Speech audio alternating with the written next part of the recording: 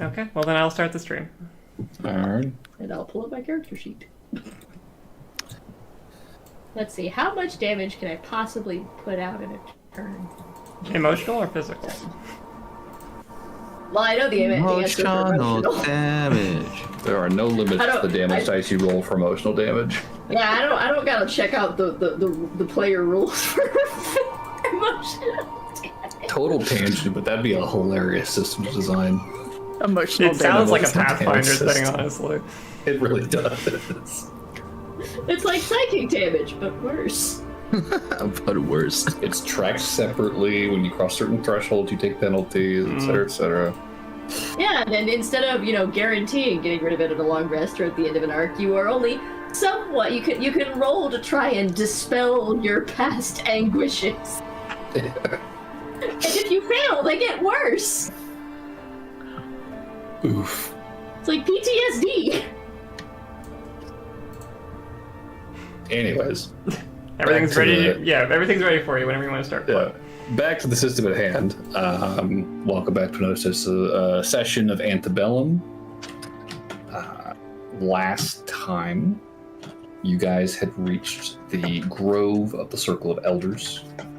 You had managed to thaw the central altar on top of the hill and retrieve the ritual tablet that was fueling this spell, which had trapped most of the circle in shells of ice, suspending them effectively, indefinitely, until someone like you showed up to help them.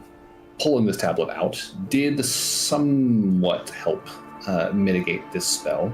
The storm that had been sort of slowly growing around the grove was sort of pulled back down into the earth towards its apparent source, inside the hill, the barrow, where the druids of old are buried. And in a sudden upheaval, the entrance to the barrow, which had up to that point been buried under snowfall, was blown open, allowing you guys to enter. And you were able to fight your way through an ambush by these ice spirits conjured by the spell down to the lower level, where you found the skeletal remains of dead druids standing and concentrating on this spell, surrounding a monolith of ice, inside of which someone or something stood as its source. There was some debate about what to do, and you guys decided the best course of action would be to head back topside and try thawing out the woman who devised this ritual. One of the druids named Dinla, a minotaur, who had some background in wizardry, and used that to sort of devise this whole ritual.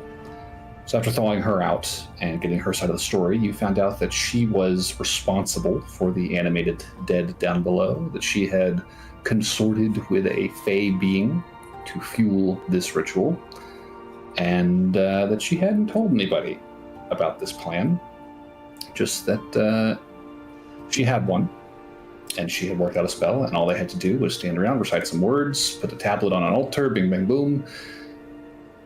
They would be able to channel the energy of this being into the earth in the hopes of stalling a rival druid circle, an order known as the Circle of Cinders, who they were concerned were active in the region again.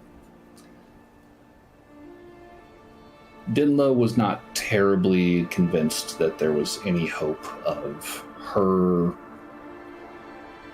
receiving clemency or being able to remain with the Grove if you guys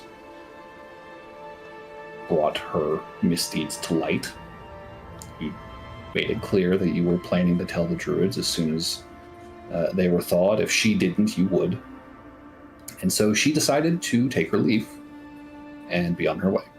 In the meantime, you guys regrouped, healed up, and went back down below to clear out the dead that were keeping this spell going.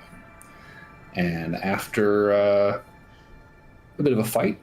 You guys were able to cast them all back down into their eternal slumber and free the being inside the ice crystal that was fueling this spell, who turned out to be a fey woman by the name of Bethiel Rhymegirdle, a hag.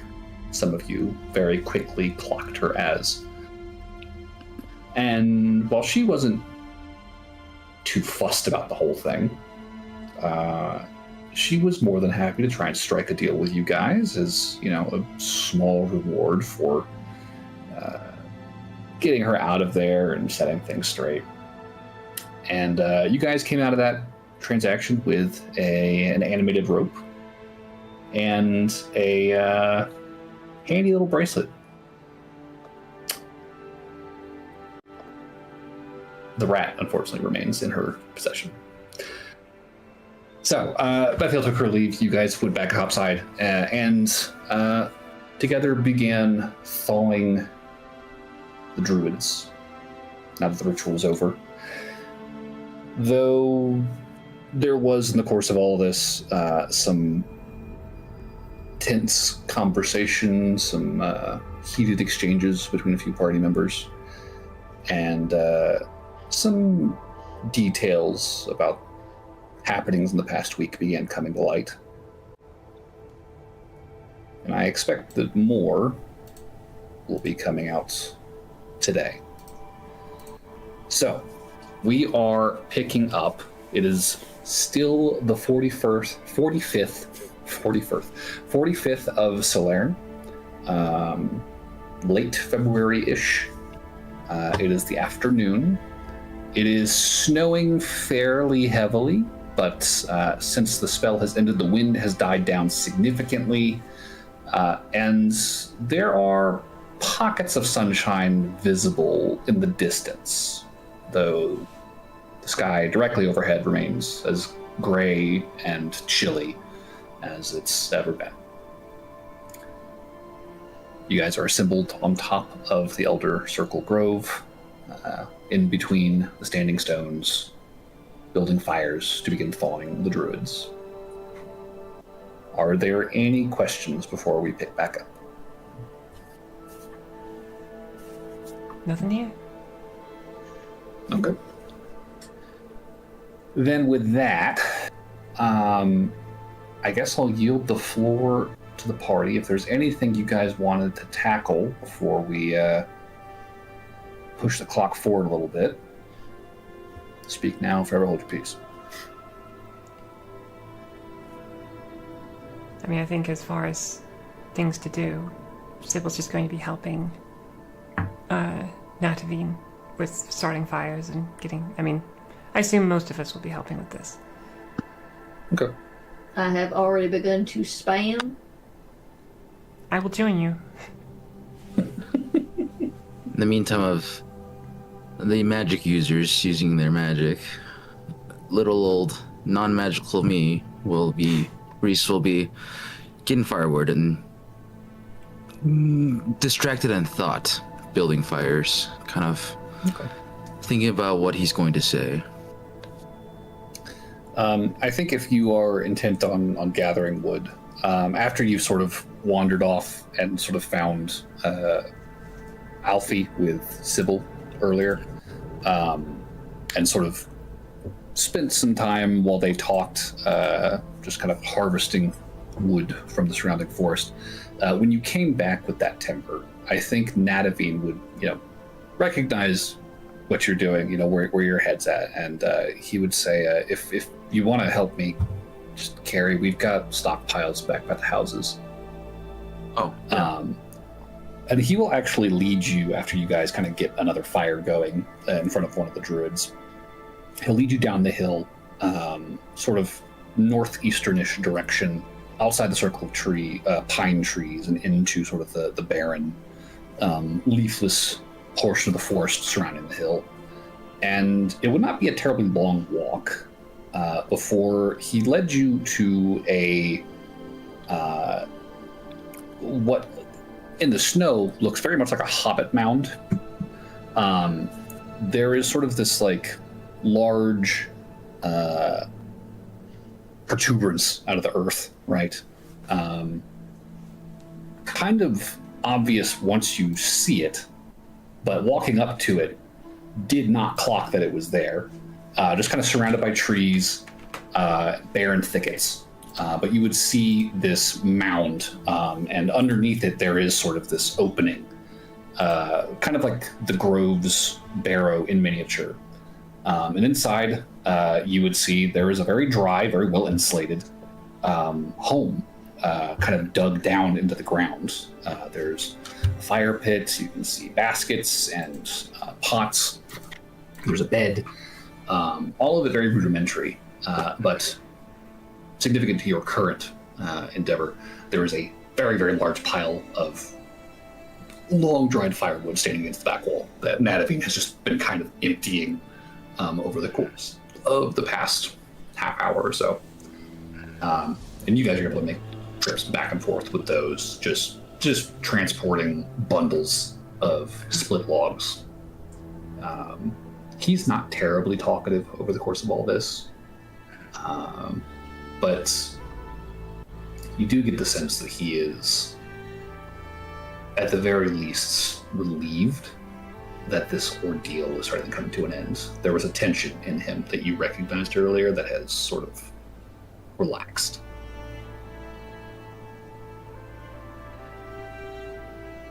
Yeah, I think Reese will kind of mostly silently, just respecting kind of his space and seeing that he's, not tense anymore.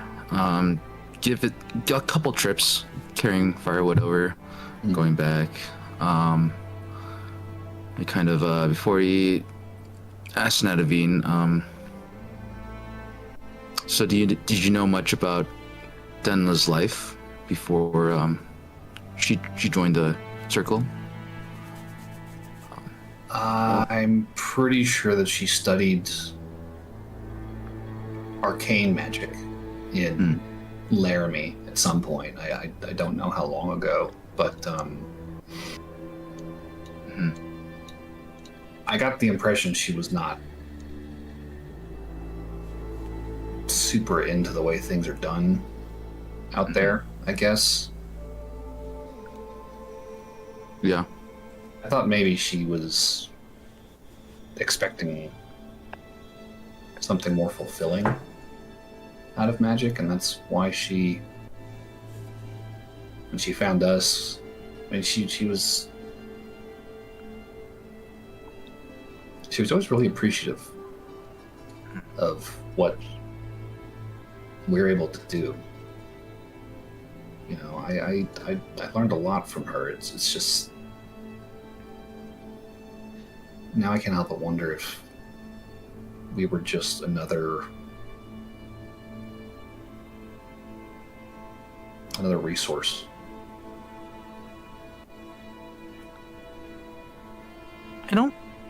I don't think so.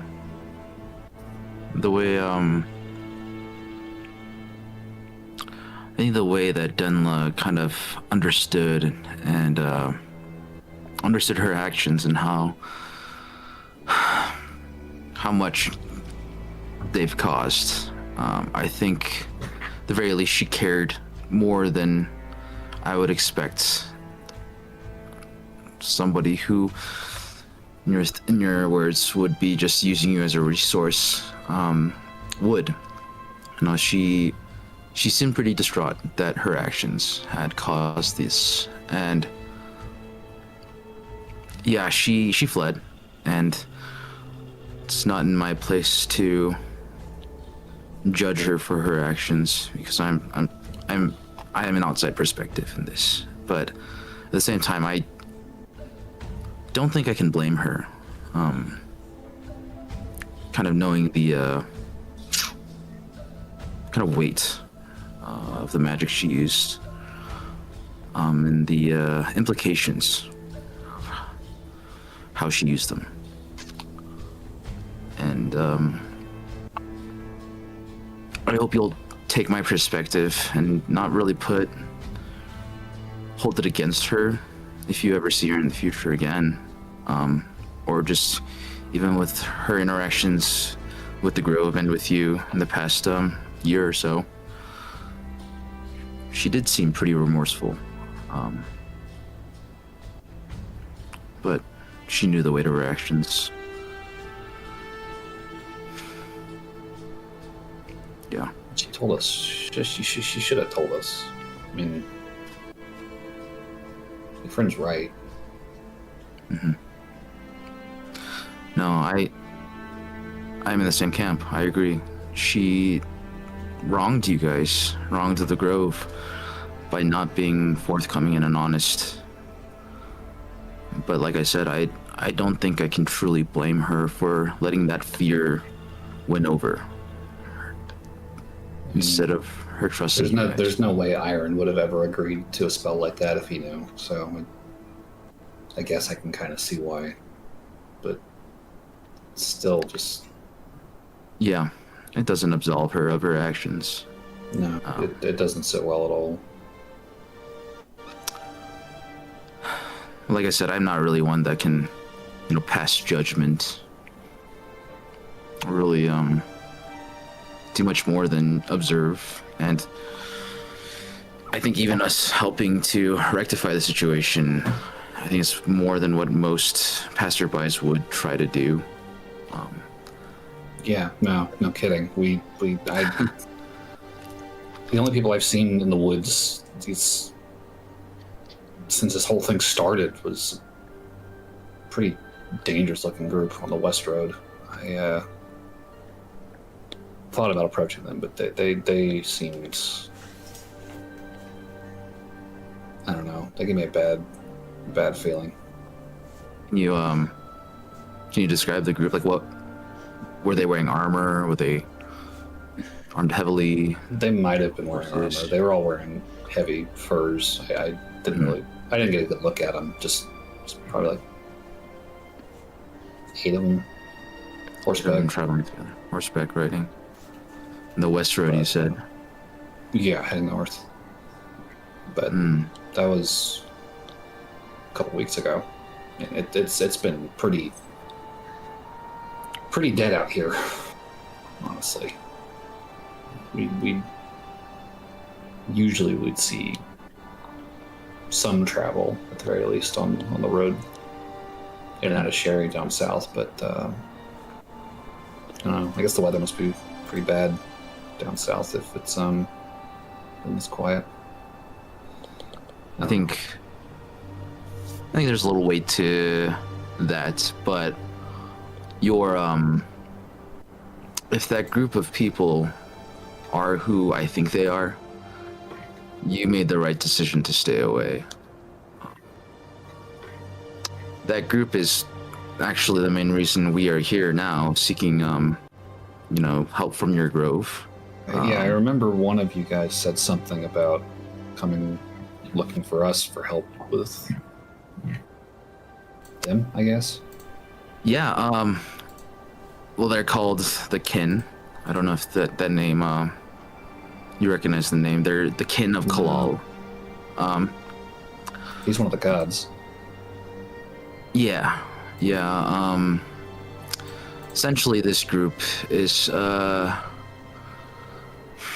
pretty radical group that seeks to control, maybe even exterminate any beings that they deem don't belong here on this plane. My friends Athos and Errant among that group of people. And so, we've been traveling. We made it to Sherry because we were told that their closest base in the area was nearby Sherry. And Sarah, the owner of the vineyard, we, through a series of events, got into contact with her, and she's asked us to help them remove the Kin's presence from this region. And she thought the Grove would be willing to join us in this. And she was also more worried that she hadn't heard from you guys also in a while, and so it's kind of the line of Right. Yeah. I think I things see that how you happen. guys wound up here. Yeah. Well, I mean, I'm terrible as it is. I guess I'm kind of glad that you guys are dealing with that. Otherwise, I don't know if you would have ever shown up here. So. Yeah, I guess things did kind of work out that way, huh? I mean, in case, I think this is a story too that we should probably really go into detail with the rest of the Grove and with your leaders after we thaw them out. Myron will certainly want to hear what you guys have to say. Absolutely. Yeah, but yeah, I just hope you don't come to hate Dunla and think too bad about her time with the Grove. He really kind of seems- shakes his head. It's like, I don't even know what to think about Dinla right now. She crossed a really big line for us, and I don't think there's a way for her to fix it. But I liked her, you know. She was smart. She was insightful. She had a bunch of new stuff to show us that we would never have had access to without her. But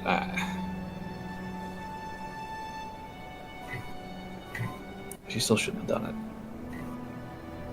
it. Yeah.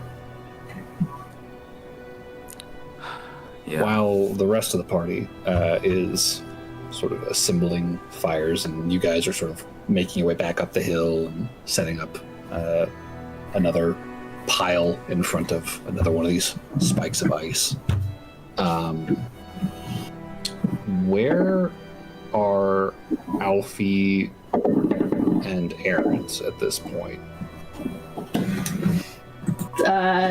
Spamming one of the thingies. Just focused, casting, holding Yep. flame. I would assume that Sybil and Errant are probably on Team Pyro Blast or whatever it's called. Fire Blast. Tactics.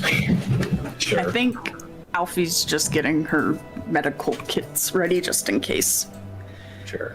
she has to help somebody in that nature. And Aldrich and Athos. What about you two? I'm not very physically fit, so whatever I can assist with, probably small things here and there. Just helping keep the fires burning, help them grow.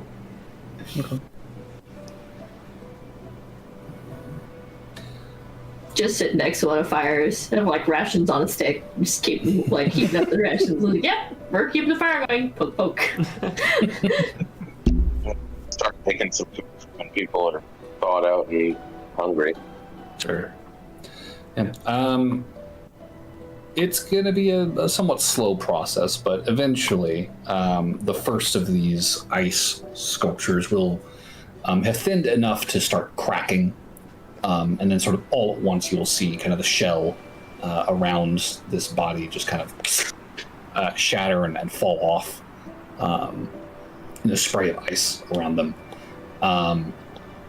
This older elvish man, blonde hair that's kind of pulled back into a very messy ponytail, crow's feet around the eyes, but otherwise relatively, youthful, elvish face. Very bright yellow eyes at that.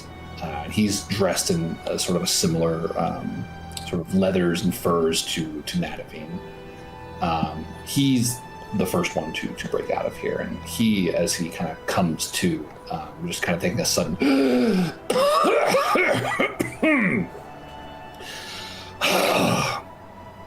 God, does anybody have any water? Alfie will give him water. Thank you. He Welcome almost to the immediately world just of kind of Lavo. falls back into the snow next to the fire and just throws back, a huge mouthful of water. Oh, that does terrible things to a man's throat. What day is it, Nadavine? As he's kind of looking around camp and kind of clocks the one person he recognizes. And Nadavine would chime in and say, it's the 45th of Solaren. You guys have been like this for over a month. And he just kind of shakes his head, this older elvish man. Just, damn it.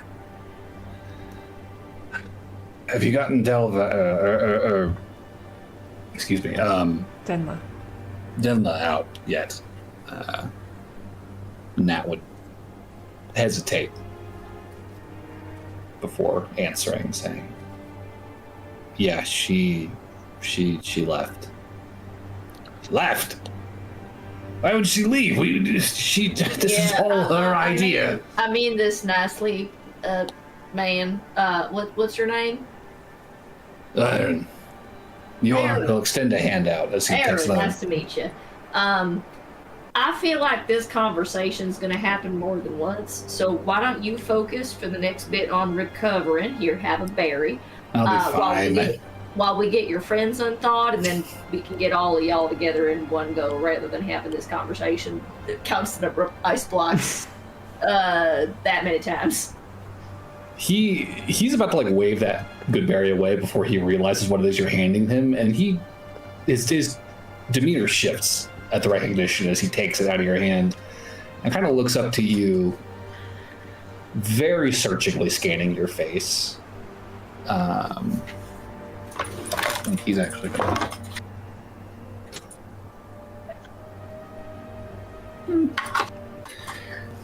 He's trying to focus, you can see, but he's also, you can tell, very bleary-eyed. And after a moment, he says, "You're right. No, I should." Hey, why don't we we'll just park you next to Sir Alberic here, and you can get warm by the fire, get feeling back on your fingers, because I imagine you ain't got not much of that. And we'll get your friends out. Good. He looks at Aldrich and looks back to you. You can tell there's a feistiness to this guy.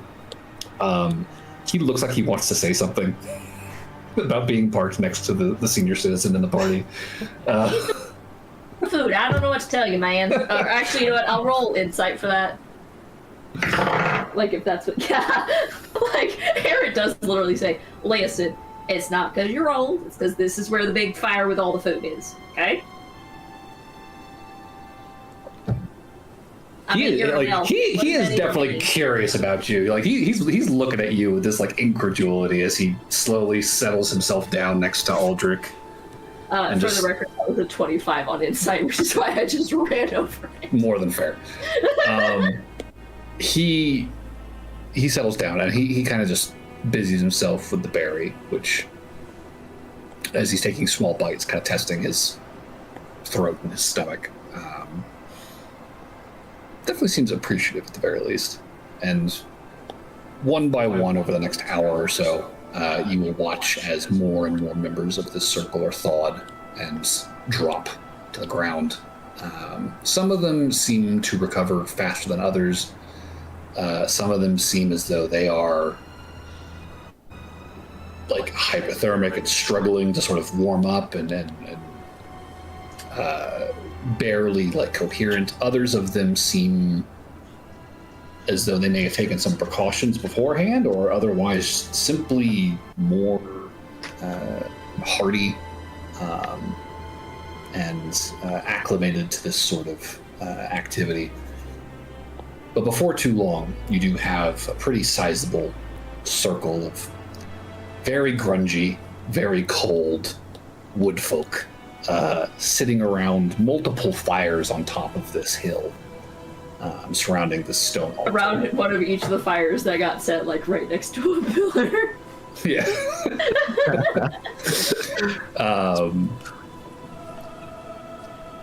They are, despite the sort of veil of incoherence that is sort of, settled over some of them, they're almost universally grateful for all of your actions.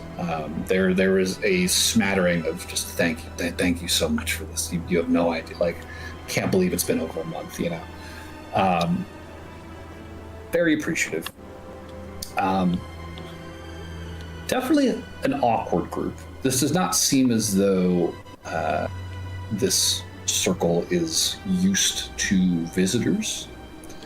There's a lot of awkward staring, which could just be them trying to focus on something that's not, 5 inches of ice in front of their eyes. Oh, well, hello. For the first time in over a month. They're not. Are they looking at Alfie's hair? Looking at her hair? Yeah. Just a curious question.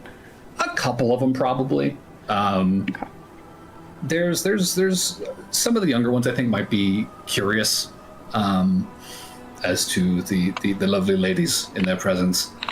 But for the most part, I think they're grateful, they're happy that you got them out, but they're also unsure really how to proceed with this conversation. Just kind of uncomfortable around strangers. You get. So what have you been doing for the last month? Oh, been frozen ice.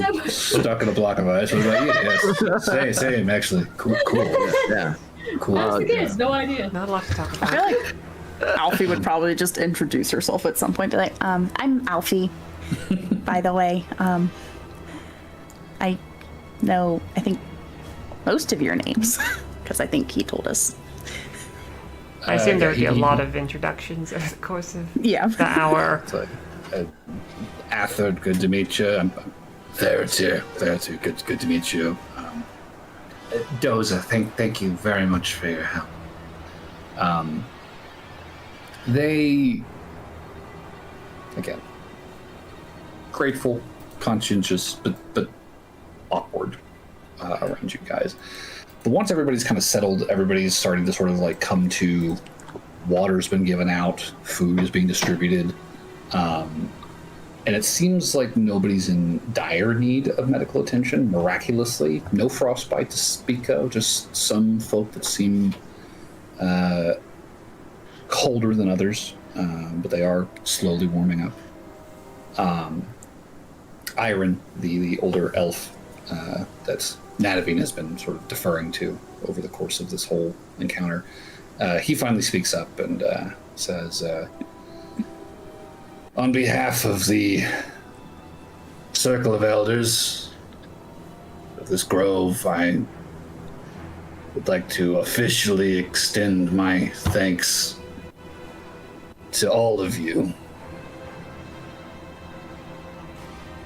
I think I speak for all of us when I say that we wouldn't be sitting here if not for your efforts, so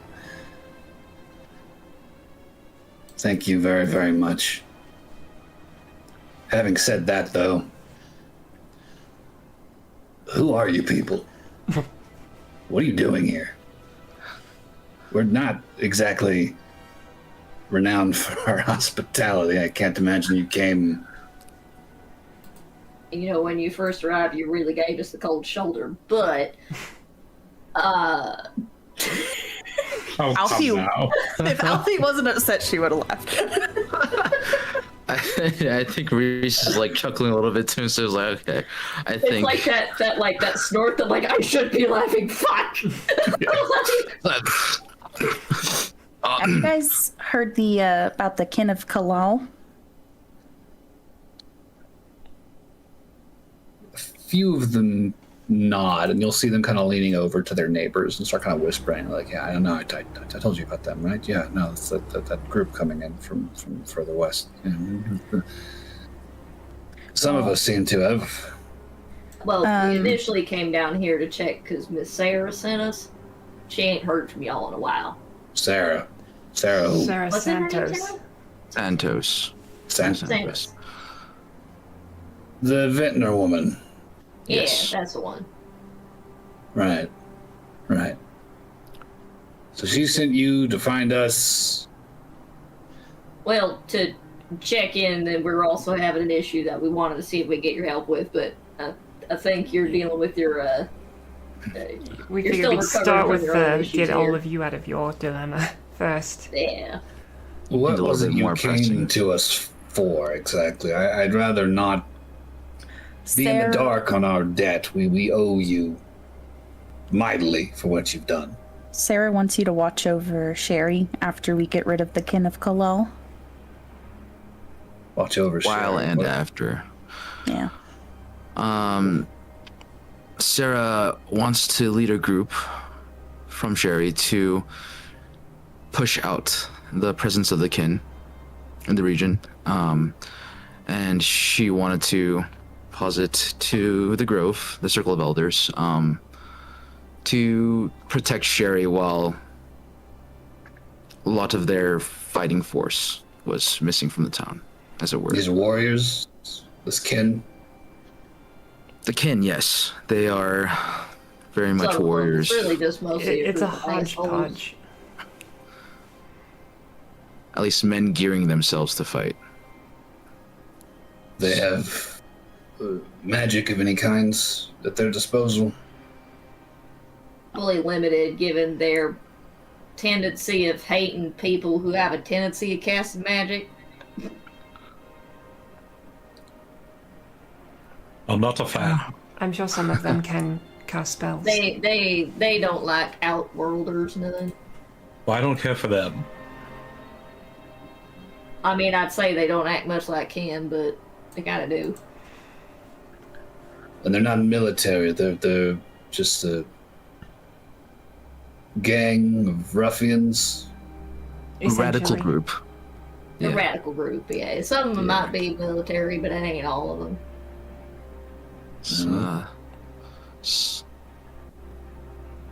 Kind of rose up on their own, but they've been causing troubles in the area, and I think it's reached a point where people now would like them to leave. They've been trying to kidnap folks. And sometimes kill them. Would track why Miss Santos would want them out of the area, certainly. Yes. How many are we talking? I think it was like 40 to 50. But the plan was just to burn them, their little camp down. And it wouldn't be just you. We'd be You're there. supplementary, if I understand right. You're just to protect the people, I think, if they try to retaliate.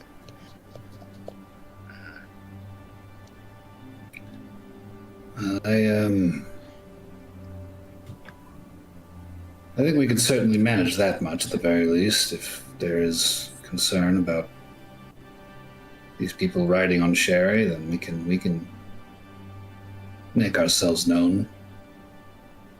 Not a difficult thing for a circle of druids to accomplish. It You would have a be plan already for this camp of theirs? as much as we We just think can. it's setting them on fire, yeah. That would be pretty much the extent of the plan. We haven't seen it yet, and we don't actually know how accurate the numbers they gave us about their forces We also need to are. figure. We also need to figure out if they have any hostages there too that have been taken. Yes, we can't exactly burn it down if there are people there in chains. See, said mentioned kidnapped.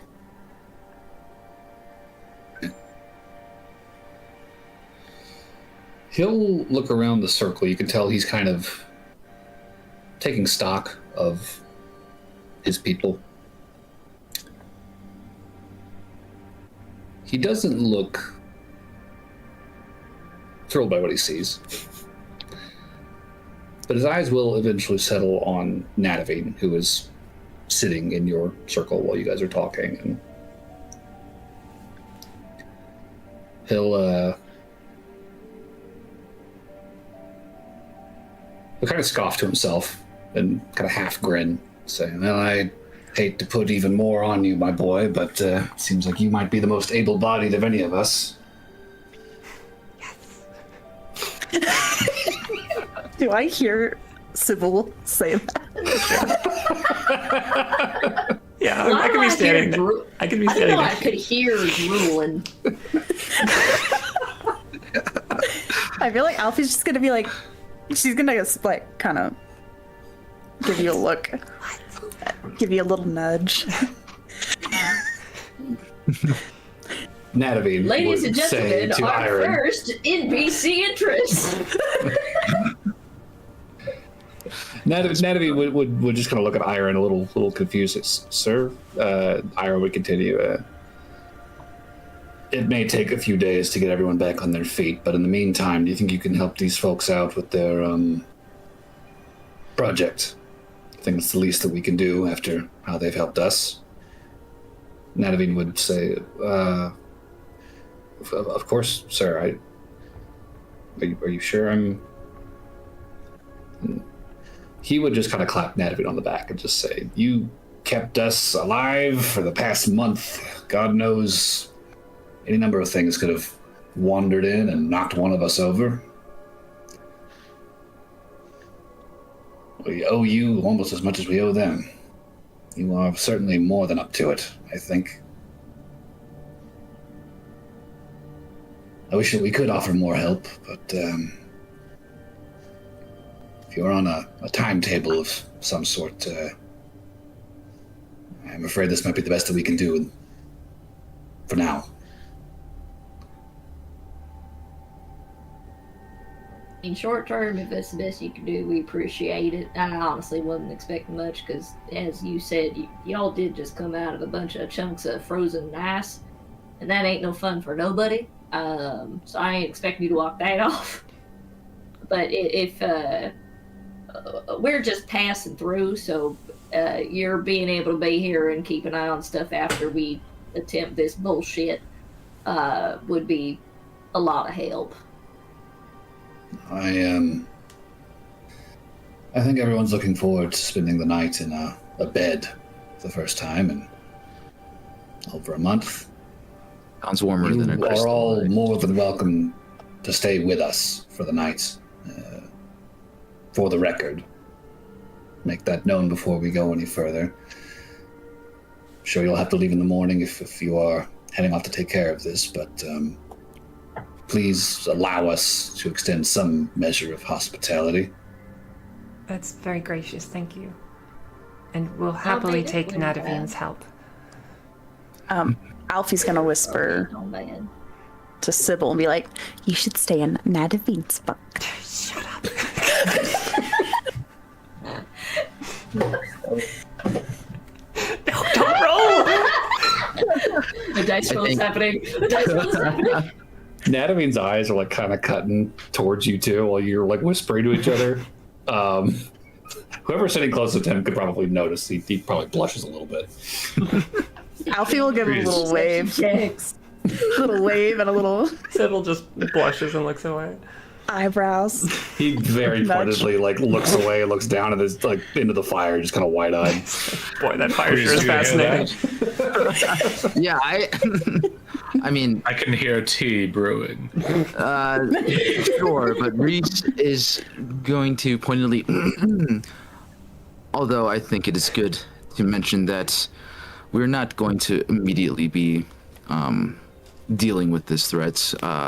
We've also been asked by Sarah to check in on a traveler, a missing person, and so I believe Whereabouts? the Rivengard ruins is what Sarah told us. Is a tiefling woman who stays in that area. You know where that is, don't you, Dad? Can I just Nadavine make just a... kind of nods, like, yeah, it's not too far from here. It's maybe a day and a half. Day if you really want to book it.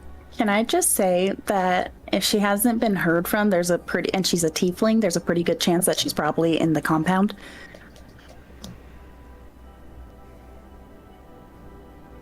You're not wrong.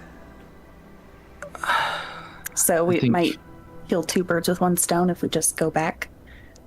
And then it's less time that they might transport them to some other place, like the farm? I mean, I'd imagine they're not really doing much large-scale moving with the weather the way it is. Yeah, real friendly for transport. Yeah. If anything, I'd rather make sure first she's been taken. And then if she hasn't been, we can enlist her help. I mean, for the record, I haven't seen anybody moving on the West Road since I saw them heading north a couple weeks ago. Right, like you told me, the group of 8 men. Yeah, I mean, if they... Where's this compound? Was North there of movement Sherry. both ways? East of here? Yes. Was it a group of 8 men both ways? No, that's what I'm saying. I haven't seen that group since they went north the first time I saw them. I could have missed them, but I've been trying to keep an eye on, the edge of the woods just in case. You've been doing your job here. You've been doing good. The fact that you saw anything else besides is just extra. For what it's worth, if they went back, I don't think they came back by the south way. I don't think they came back through Sherry. They may have gone around the north side of the forest near Elden or Marble Butte, but I have not seen them on this side of things. And yeah, anyway, River Guard, those ruins are only about a day and a half away. If you wanted to check, that's doable. Anything that would give more time for the rest of the circle as well to recover from what's happened here. Sure. But I think we'll probably have to discuss this a little. We can have a conversation about this amongst ourselves later. Of course. Make decisions, yes. On the way. Well, 2 more orders of business before we shift focus, I think. 1, do you have any idea what the fuck happened here? 2, he's gonna point at you, Aaron. Okay. Would you be open to a more private conversation after this is all wrapped up? I have some Yeah, sure. questions for you. I'll try to have answers, but I ain't got no for certains. Appreciate it. So what happened here? Reese will step up. Yeah. Reese will kind of short little sigh. All right, here we go. And step up. And start explaining things. Reese would very pointedly, stone-faced, say, what happened here are the results of a mix of magics that I don't think Denla shared with the rest of the grove that she was going to use. Without your knowledge, she casted both necromancy and consorted with a fake creature to accomplish her goal. A lot of murmuring from the surrounding druids. Yeah. And she did so without telling anybody in the grove. You can see Iron is just grim face, biting his lips, before he kind of looks around and says, "Is that true? Does anybody else know how this thing works?" Everyone in the circle shakes their heads. Damn it, Denla. She explained to me that she thought it would work. Obviously why she did it, but she told me that she knew, you specifically, I think she mentioned, that you would not be on board with her decisions. I would not agree with her decisions. The one thing she's right about in this whole fucking mess. God. And I think she would have liked it to be known that she did not want things to turn on the way that they did. And even so, though, regardless, she did leave. I think knowing the inevitable outcome of what would transpire. I think you're a little aware of that too, it seems. Not that it makes it okay. Not that she's absolved of any wrongdoing here. Just definitely What wrongdoing. manner of necromancy and what sort of creature? A hag. Betial Rhymegirdle. A horny one too at that. Thought it was Bethiel, like with an H. That's not what I wrote in my notes. Yes, yeah. The group is correct. There was a hag involved, and it seems she casted animate dead on some of the elders who were She did. sealed away. Might be better for you to see for yourself. He We're is sorry about that, by the way. he is barely kind of constraining. You can tell, like he's not saying anything, but there is a substantial amount of anger, very rapidly building up in Iron. He takes a moment, swallows, and then finally speaks again and says, well, she certainly predicted my decision in light of all of this. We'll have to send word to the surrounding groves that she is no longer welcome within the order.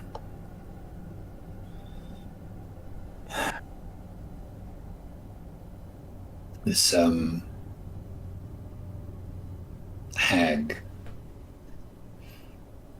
What became of her? She left.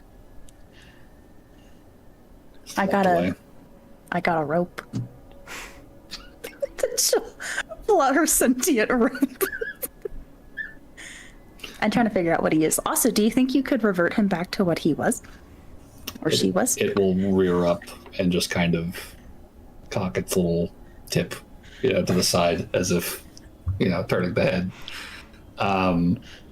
Iron does not look abused by this object. He looks from it directly into your eyes, Alfie, and says, "You should burn that." Well, no, I want to try to get it back to what it's supposed to be. To answer your question, yes, she just left. There was nothing we could do to stop her.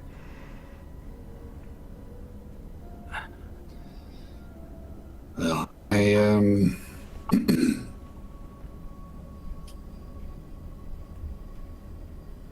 I wouldn't expect you to try anything more than you've already done. This is already an immense favor you've done to us. Thank you for that.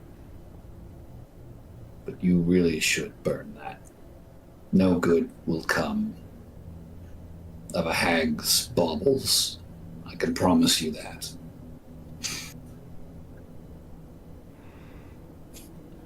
Someone was very quietly kind of tucks the bracelet under. Yeah, I was I'm like, very "That's specifically not flexible." talking about that. Yeah, Natalie, I think, just kind of glances at you, but he doesn't say anything.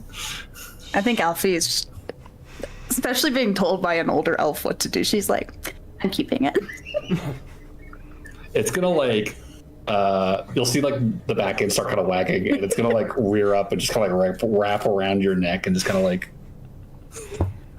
squeeze slightly, just kind of hugging, and it's gonna kind of rear up and just kind of at the Iron, just kind of flick its head. Yeah, he's a meanie, isn't he? Iron just narrows his eyes at this rope, takes a deep breath, and then turns back to the rest of you.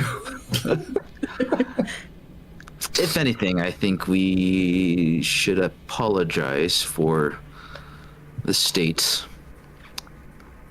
of the barrow somewhat, in the process of rectifying Dunlow's mistakes. Well, her choices, I'll say. I'm sure you did what you had to. I'm not going to hold you responsible for the desecration of our dead. That is squarely on Dinla. Correct. I think it's pertinent that I mention Dinla truly wanted to stop the fire. I believe is the name of the other grove of druids in the area. The Circle of Cinders. Cinders. My apologies. I'm a little nervous. You've been brought up to date then on our situation with them. Yes, I have not been able to fully explain to the rest of the party, I believe. No, they I were think there. Denla told us. Right. Reese is like just getting a little nerve-wracked and starting to forget exactly which conversation took place with who. We have been mostly brought up to date about the intentions of the spell. But Is the tablet still around? Did she take that with her? no, that's just in the top level of the tomb right now. Are any of you arcanists? I've studied Arcana. I have two, but don't ask me to cast anything. I will There's a whole confess thing that back. I am, on the whole, fairly ignorant as to arcane practice. If I could get your take on the spell, I would certainly welcome it. I could take a look at some things, sure. Thank you.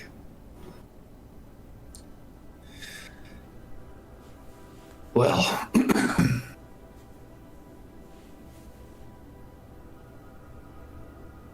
Nat, why don't you do around, make sure everyone's got food, everyone's doing warming up, and folk are ready to head home, see if you can get them situated. Why don't you two come with me? We can take a look at that now before it gets too dark. Which He tomb? will kind of hoist himself up with his staff, which was frozen with him, and pointing to Athos and Sybil. I think Reese will stand up too and ask, like, is it alright if I join as well? I may not be versed in the active usage of Arcana, but my teacher did explain to me some parts of it, so I might have some information to author. If you have anything you can share about the spell, I would be more than happy to hear it. Come on. The rest of you, he'll look to you three, Sybil, or not Sybil, Errant and Alfie and Aldrich. Any insights you might be able to share? Afraid not, but I'll go see if I can hunt down like a rabbit or something, because it might be good to have something that ain't preserved. Do you want some help? Good, Alphania.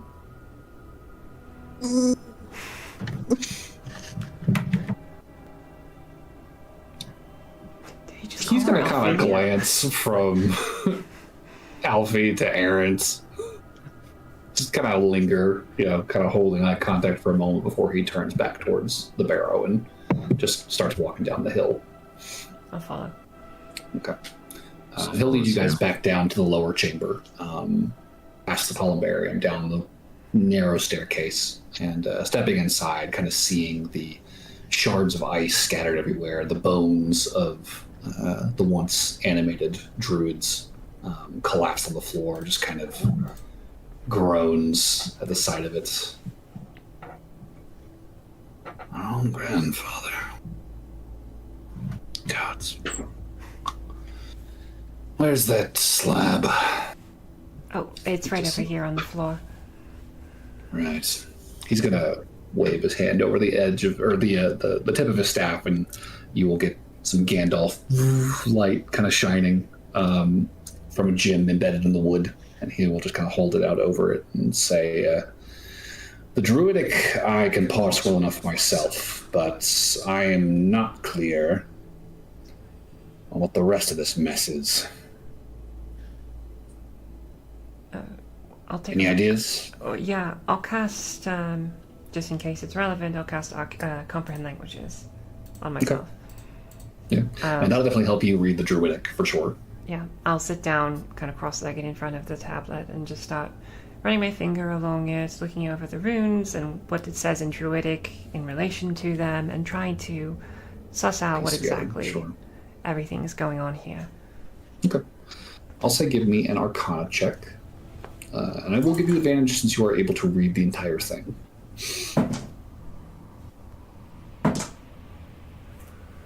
$24. Okay. With a 24, this slab is... it's dense. Well, it's rock.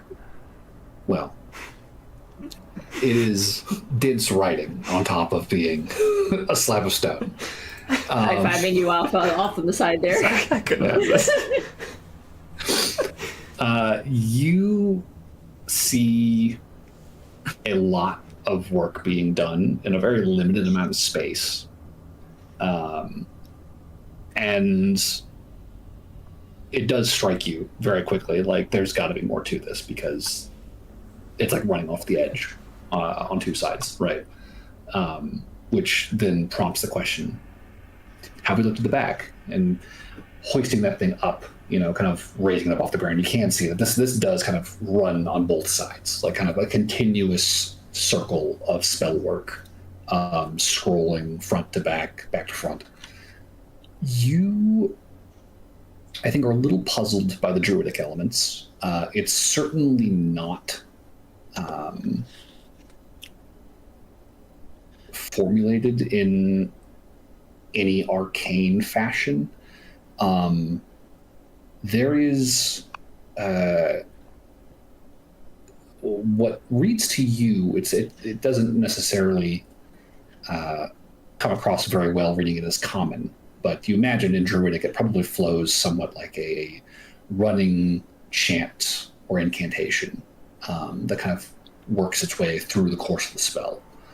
And as that incantation moves through the circles and the shapes inscribed here, intersecting with various draconic and elvish runes standing in for any number of arcane principles, you begin to form a picture of this spell's purpose in your mind. There was to be a source for this spell, and that was Betial. And this source was intended to be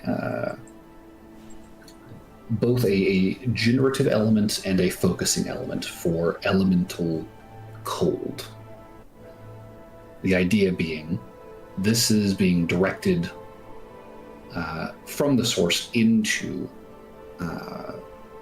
elemental earth and fire. There is a mingling process going on here, and there's a lot of the spell that you recognize a little more advanced than what you're capable of devising for yourself. You recognize kind of the procedures at play here. It's like, all right, I've read ahead. I recognize some of these formulas, right? Don't know how they work, but I see what they're supposed to do in theory. Sure. But the thing that jumps out to you, there is a glyph that, on closer inspection, seems very out of place to you. It's not large, but in your understanding of arcane spell writing, it is very prominently featured within the spell. And as you kind of run over it a couple more times, you kind of realize this looks like the error. If the intent was to direct this down into the earth, this glyph needed to be inverted. Mm.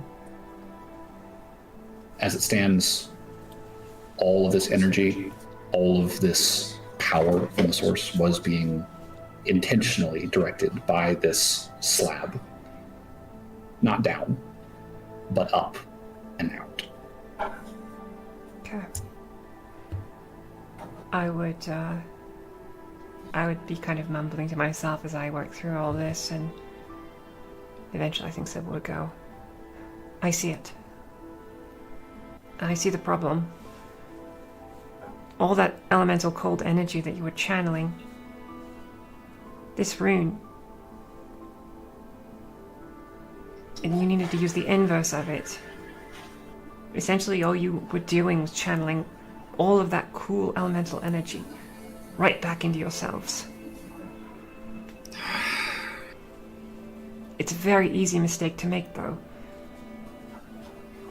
Dinla didn't make mistakes. His nostrils are kind of flaring.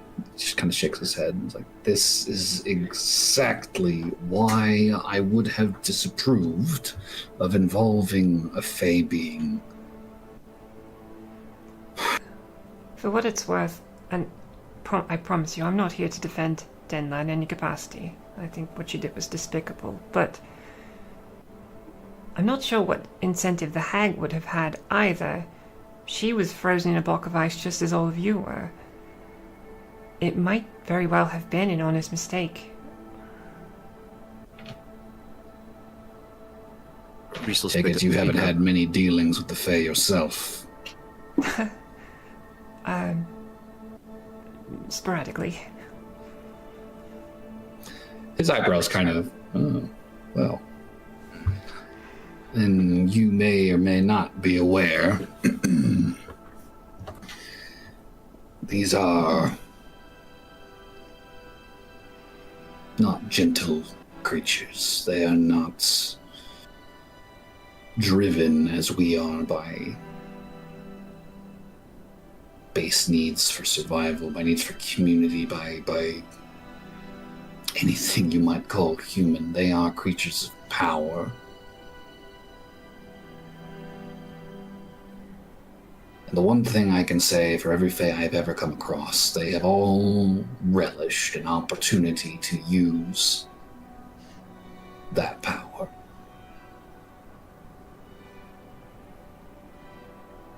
Now, this was a hag.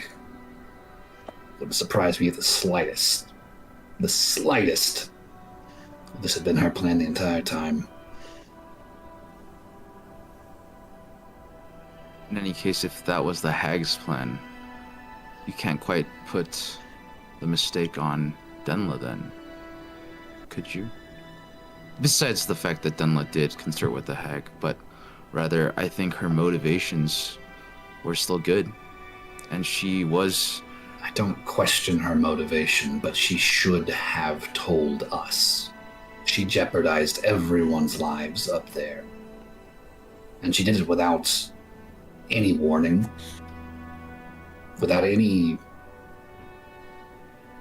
inkling that maybe this thing, which our circle knows to be dangerous and should be treated with caution, might not be the most reliable partner in a project this complex. This is... Well, he is very much fuming, quietly, but you can feel the tension in the room. Sybil will get up and she'll say, well, regardless of motivations or intent, I hope that was helpful. I'm sorry that you've all been through so much.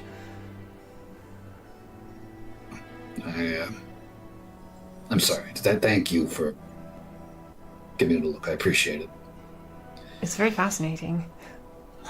I'm not very well versed in the methodologies and technical elements of innate spellcasting, as your druid folk tend to do, but it's very interesting from an outside perspective, and I appreciate the opportunity to have read something this complicated. He looks at you. He lingers again. He seems to make a habit of this. He watches you for a good couple of seconds before answering and says, well, you're very welcome, Miss Sybil. Should probably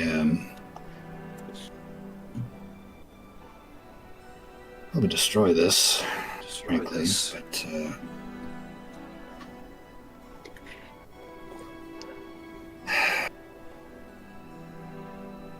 foolish to completely destroy all record of it. A problem for later, I think. He will hoist this thing up and just kind of look around the chamber for a while before he finds a corner he's satisfied with and just kind of amble over and slide it in next to one of the crypts. And it just kind of disappears into the cobwebs and dust there, just leaning in the dark. I think Sybil kind of, at a certain... I assume we're sort of moving back up towards, the rest of the group.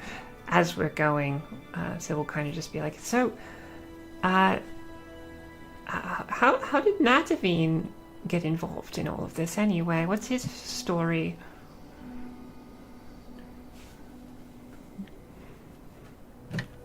Nadavine joined us last winter, if I recall correctly. He was born somewhere out west, down in the lowlands. Redford, if I recall correctly. Somewhere in the duchy. He was a runaway, so I have come to understand. Didn't really have anywhere to go, and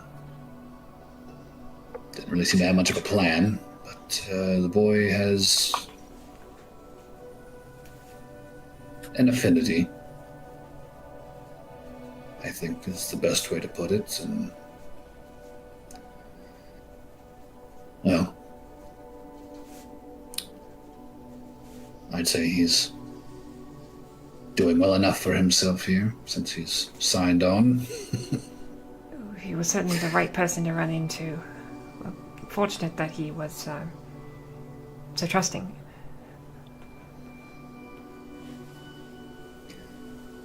I wouldn't mischaracterize his approach as trust so much. If anything, that's one of the most wary people I've ever met. But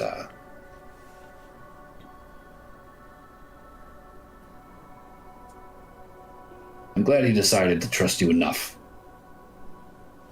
to get you involved. Certainly Right. turned out to be the right call. Yes, it did all work out, I suppose. It's funny. He does seem to have warmed up to your little group fairly quickly. Took us a good while to crack through that shell. I'm very happy to have his company for this next leg of our journey. I hope he can make some use of himself for your purposes. It's the very least that we can offer you. I'm sure he will be quite invaluable. Yeah. He'll kind of shoot you a little look over the course of this conversation. Again, a habitual... Can I insight check what this look is that he keeps giving me? Yeah, sure. Ooh. 24. Damn. I rolled a 19, so... The look itself seems to, kind of change motive every time he does it, but it's just sort of this recurring habit you've noticed as he's talked to you all over the course of the past few hours. He's just kind of the kind to kind of pause and just study a face, not really hiding it. Yeah. Mid conversation. This most recent one though does have a very knowing, almost smug quality to it. The expression on his face has barely changed, but the eyes definitely almost glitter in a way as he kind of just shoots that little glance out of the corner of his eyes.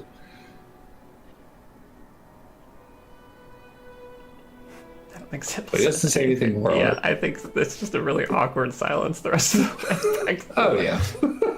To the rest of the people. That top side. Any activity from the three of y'all? I know there was a rabbit hunt taking place. Or just general food. I mean, if a rabbit's what I find, great. If I find something bigger than a rabbit, also good. Okay. Give me a survival check.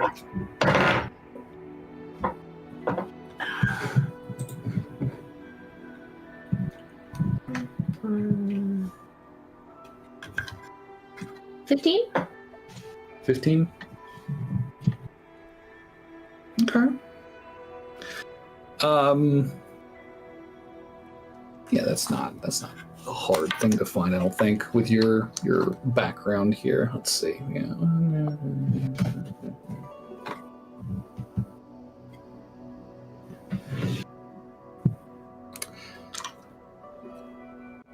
I would say, as you are sort of just kind of perusing the forest outside this druid circle, you see some movement in the snow and kind of pausing, watching.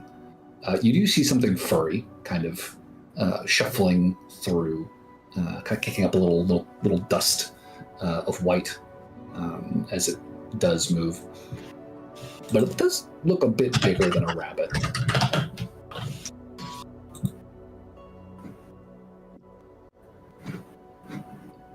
At one point, you watch as it stops and then rears up, standing maybe like a foot tall, foot and a half. Very large, rotund rodent. And it just kind of shuffles on its feet, kind of looking around, stiff in the air. You can see this kind of bright yellow fur along the belly, and recognize this is a marmot. As one who myself has never seen a marmot, give me a moment. I want to look at this marmot. They're I was really about to say it's cute. Pikachu. That means nothing. I guess I'm gonna hunt down this marmot. Is it a little boy marmot or a little girl marmot?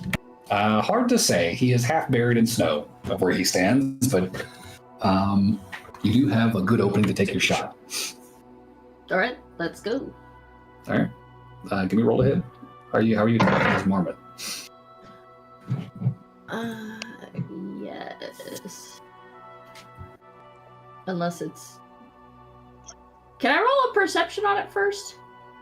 This is normal marmot behavior, right? I'm in a I'll phrase this in ways. I'm around a circle of druids. This is a normal marmot, right? Got it. And it is acting like a normal marmot, right? It's Denla. No, she turned into a deer. She could have switched. I would say, what's your passive insight? My passive insight. Hold on. I don't remember what that is. You've killed my brother. 19. 19. Okay, you're pretty confident. This is just a marmot. This is not a person. I will wait for. I would like to only hunt this if it's a boy marmot. Because if it's a female marmot, it might. I don't want to disrupt flow of the natures. So I'll wait for it to move away from me before I shot, but I'll hold my shot.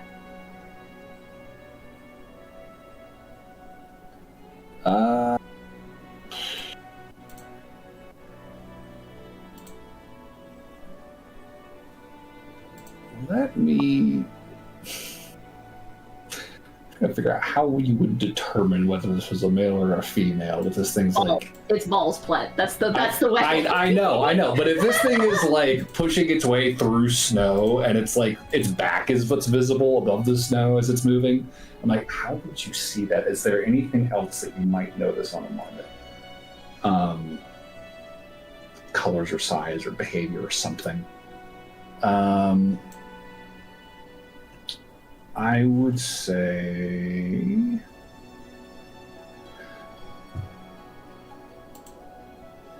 I'm at a 19 on passive. I'll say after a while of watching this thing, you do see it starting to kind of not starting, I should say. You do see that it is mostly just kind of foraging right now. Does not look like it is like stashing food, I guess. It looks like it's eating. Which to you, I think reads more as baby marmots. This is not a marmot that is like taking food back anywhere. Like this guy looks like he's out for a snack. Death to marmots. 13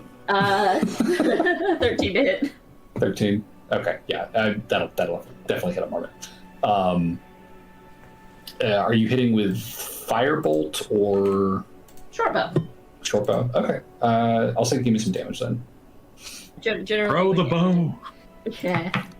Generally, when Aaron hunts animals, he does not use anything that would singe the fur, because fur is useful. True.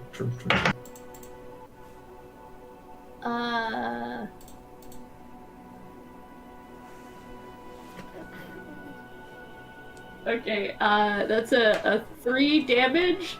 Because that does it. That would do it. Yeah. Okay, I was about to be a troll, but never mind. It does not have a lot of hit points, so you will definitely be able to take it out with that. You have bagged a marmot. All right, I'll go ahead and keep the hunt up for a while and see if I can get like a couple. But if I just come back with the marmot, it's fine. You would keep watch for a little longer, but knowing these animals, like being local to the region, like it's not super common to see them above ground, especially in the evening. Like that's unusual during the winter. I'm just gonna this definitely feels like a lucky find. I'm just gonna say this real quick, Plet. It's not about hunting animals. That's fine. But as far as that goes, like it wouldn't take you long to kind of settle on that thought that, like, yeah, this was probably a one and done type of a catch. Yeah, that's fine. And I'll like after a bit of hunting, Sure. I will go ahead and start skinning and breaking down this body into something for later cooking. Sure. Okay. While Aaron is out hunting, oh, sorry. Didn't mean to interrupt. No, you're fine. I was just gonna say while she's out hunting, or while he's out hunting, Aldrich's gonna be preparing like a really large hot soup for everyone. Okay. Yeah.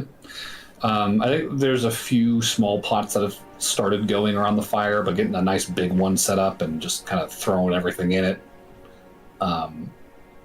That will definitely start to be the pots that everything starts kind of congregating towards, and eventually the other druids are kind of like, do you mind if we just dip into this one? And they'll start eating primarily from your stew before too long.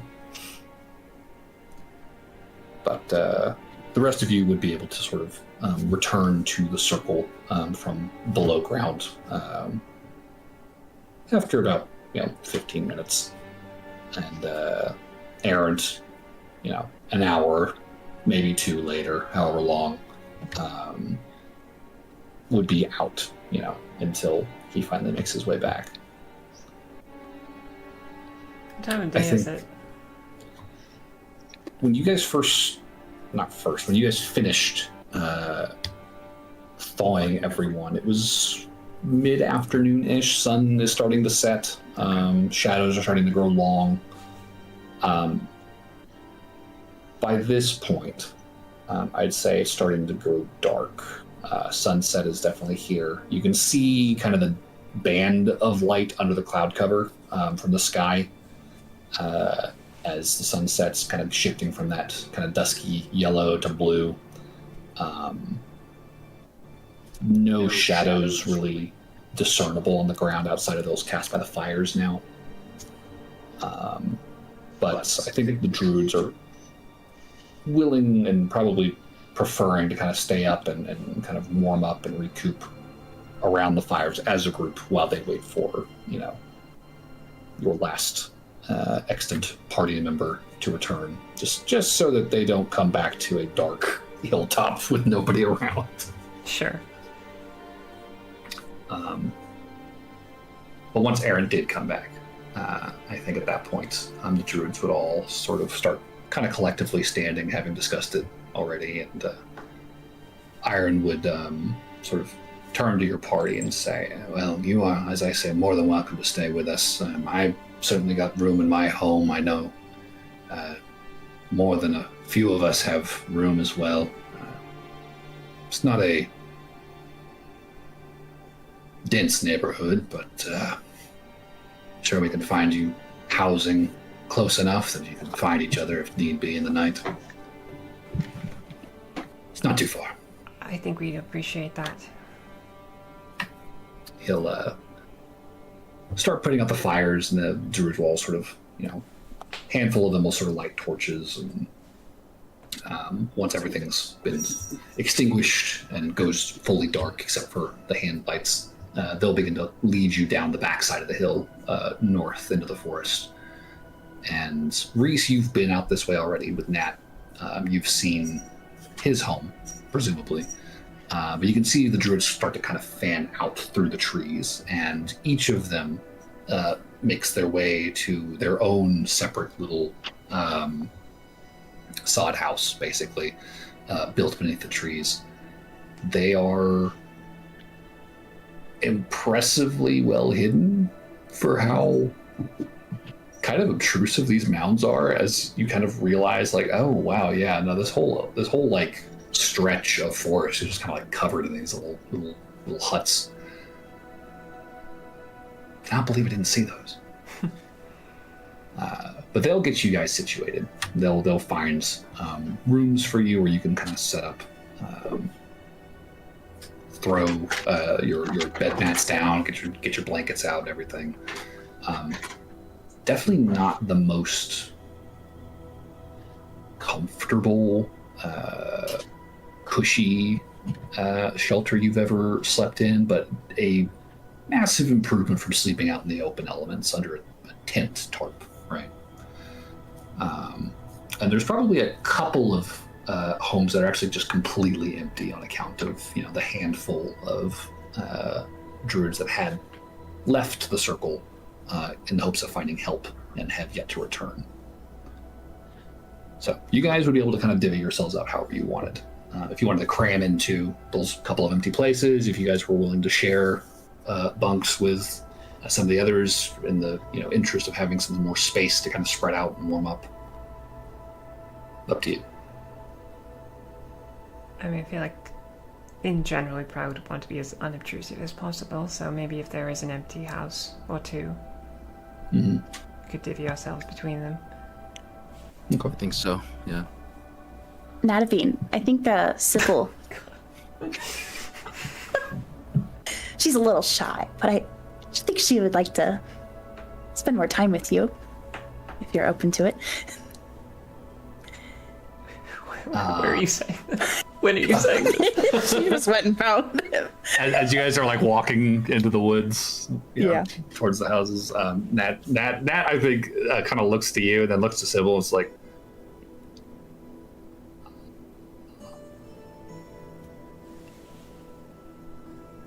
Come on. words do not come out. You're not saying no, so I think that's a yes.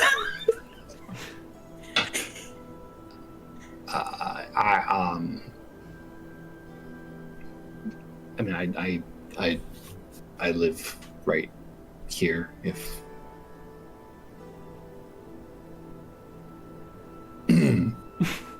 Thank you. I will let her know.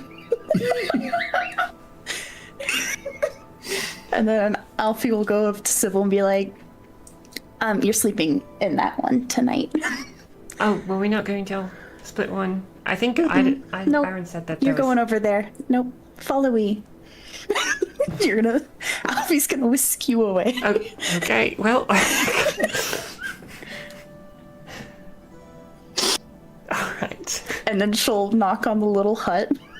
yeah, there's no real door. Okay. It's more like there's like a couple of steps dug down into the dirt, and then you just kind of turn into the entryway, kind of hunker down, step inside, and it's like I said, it's not a big space. It's just kind of this rounded shelter, primarily packed earth and whatever snow settled on top.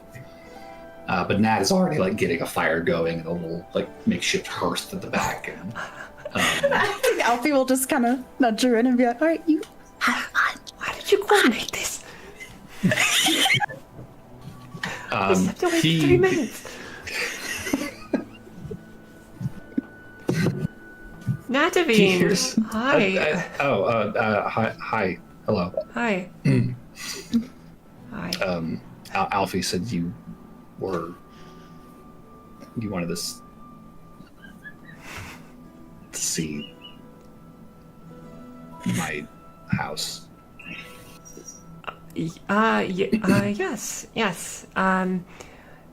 Well, I just, I hoped that you and I could maybe get to know each other a little better since we're going to be traveling together, and I just wanted to Right. okay, exactly. Yeah, So that, just for that reason. Okay. Yeah. That makes sense actually. Yeah. Um, So. Alfie would have made it very clear by get to know each other better, by the way. Yeah. If her eyebrow waggled any harder, Yeah, she was like, dig into the get earth. to know each other better. She's very shy. Wink, wink, nudge, nudge. Okay, have fun, bye. Yeah. Yeah, he's probably not making a lot of eye contact. But he is probably in the process of kind of pushing some stuff aside, kind of making room on the floor. So if you want to put your things, there by the fire, sure, that should be good. Thank you. I'll sit down on this kind of mud shelf, packed earth shelf, where he's got a pile of blankets and furs. Just kind of knees and hands clasped together, just kind of bouncing one leg a little bit, watching the fire. Just so you study magic, huh? Well, yes. I'm kind of still new to it, but maybe about a year and a half, I started tutoring under a member of the Inhaling Monks, and she'll kind of gesture to the pin on her capelet. Have you ever heard of them? No. There's a fellow that comes by here every now and then. Amrin, I think. Wait, really? Amirin? Amirin? Yeah, you know him? You've seen him. He's the one who tutored me. I haven't seen him in a while, actually. I met him once. I mean, everyone says that he comes by periodically. He was here over the summer for a few days, but no, he seems like a good wizard. He's a very, very good teacher, honestly. Yeah, Dimla was very impressed with him. She spoke very highly of him. I've only really been able to learn what I could pick up through the books that come through Haydenvale that I stumble across. But I feel like I've made a decent amount of progress. I hope I was able to help Irene. I think I figured out a few things about what went wrong with the spell. But That's There's good. a lot I didn't understand too, if I'm being honest. Yeah, it's I mean, I didn't know what to expect from any of this when I stumbled into this place, but there's kind of a circular sort of sense it starts to make after a while, I guess. I don't know if I can really explain it properly, but Do you mean like the ideology of the druid circles and all that stuff? well, like I'm the magic itself. Oh, I see. You know, that's kind of a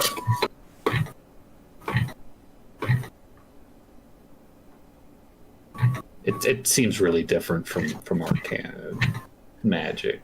So I It is very never different. really yeah. There are whole books understood. that I've read about actually the differences between what's often called innate spellcasting and learned spellcasting. But it's a very well researched field, but there's still a lot we don't know. At least there's a lot I don't know. Maybe there's people that know more than I do. I'm sure there is actually. But no, I was going to say I was talking to Iron earlier, and he mentioned that you came from Redford. Is that correct? I mean, yeah, I guess so. I not like the city itself. I just lived in a town on the edge of the duchy, Bloomwald. If you've ever heard of it, it's not a big place. It's just a little I think I've heard of it once or twice. forest village. Yeah. I actually grew up kind of south of Haydenvale. Also a little bit off the road. A small town called Still Hollow. I think I've heard that name before. Well, what made you head up this way? If you feel like talking about it, if it's private. You know, I still barely know you, so... I mean, it's not like it's private. It's just kind of written all over my face, right? I mean, you can see it. People just got weird as I got older. I just saw more of it, and I don't know. It felt like they were expecting miracles out of me, I guess. Like I was gonna solve every problem in town, and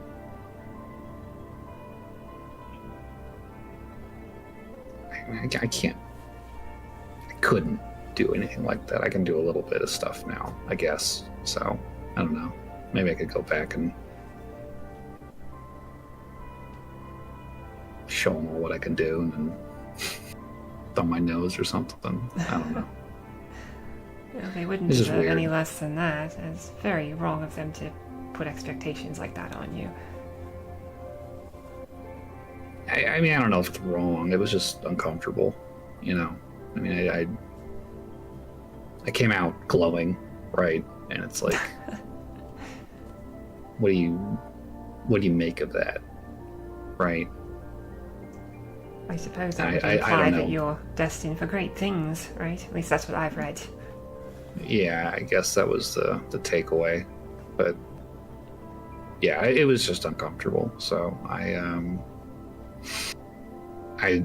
just kind of left home as soon as I could really make sense of how to do that, and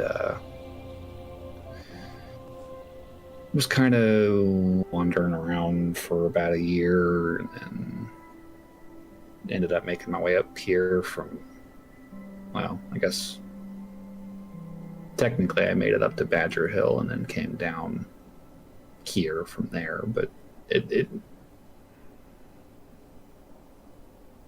I've been here for about a year since all that, so And you quite like it here? it's different. I imagine. Change of pace. Yeah. But Probably just a different pace of life too, honestly. I feel like city life is a little bit more busy. yeah, I mean, I haven't really spent a lot of time in a city, but it's definitely slower here. But it's quiet, Well, which is in fairness, it's I haven't nice. either, honestly. I mostly have lived in Haydenvale ever since I moved out of Still Hollow when I was in my teens, so I guess I don't know a lot about city life either, but even Haydenvale can get busy from time to time. It is a trade town. Yeah, I've heard you guys are kind of big, I guess. Growing, I suppose. Why did you leave Still Hollow? If that's not private, I mean. Oh.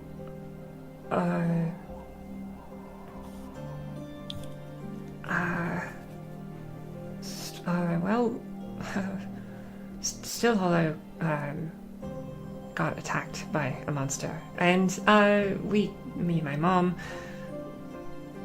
couldn't. I think Sybil started stumbling a lot. We couldn't. We didn't want to be there anymore, so we left, and we just went up to Haydenvale. Right. Yeah. Oh, sorry about that. That doesn't sound good. No. But Haydenvale's been great ever since. Very welcoming town. Yeah, but no, Still Hollow is. I don't even know if it exists anymore. I wish I could say I knew anything about it, but It's I've okay, really it's only heard okay. its name. No. Somebody might know if you wanted to ask around in the morning, but I don't know. Maybe. We don't really go that far south usually. There's another circle that hangs out in the Godfold. We don't really have a lot to do with them up here, as far as I understand it. Right. I'll keep that in mind. Yeah. On a more positive note, so do you have any hobbies or anything that you do for fun? Is there anything I can glean about his personality if I look around the room? Are we compatible? What's his birthday? What's his blood type? So I have his astrology sign. Are you please? like a Sagittarius or? I'll say give you a perception check as you look around the room. That is a 17. 17. Okay. It is a fairly Spartan home. He would go on to say he did build this place himself. They taught him how to do it, but he was responsible for making his own shelter. Right.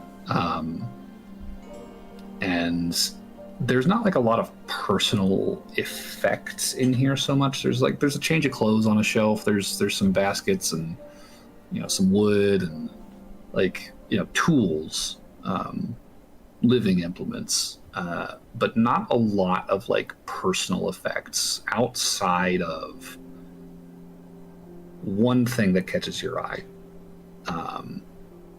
It's kind of poking out of a shallow basket in the corner, kind of opposite his bed. You could see this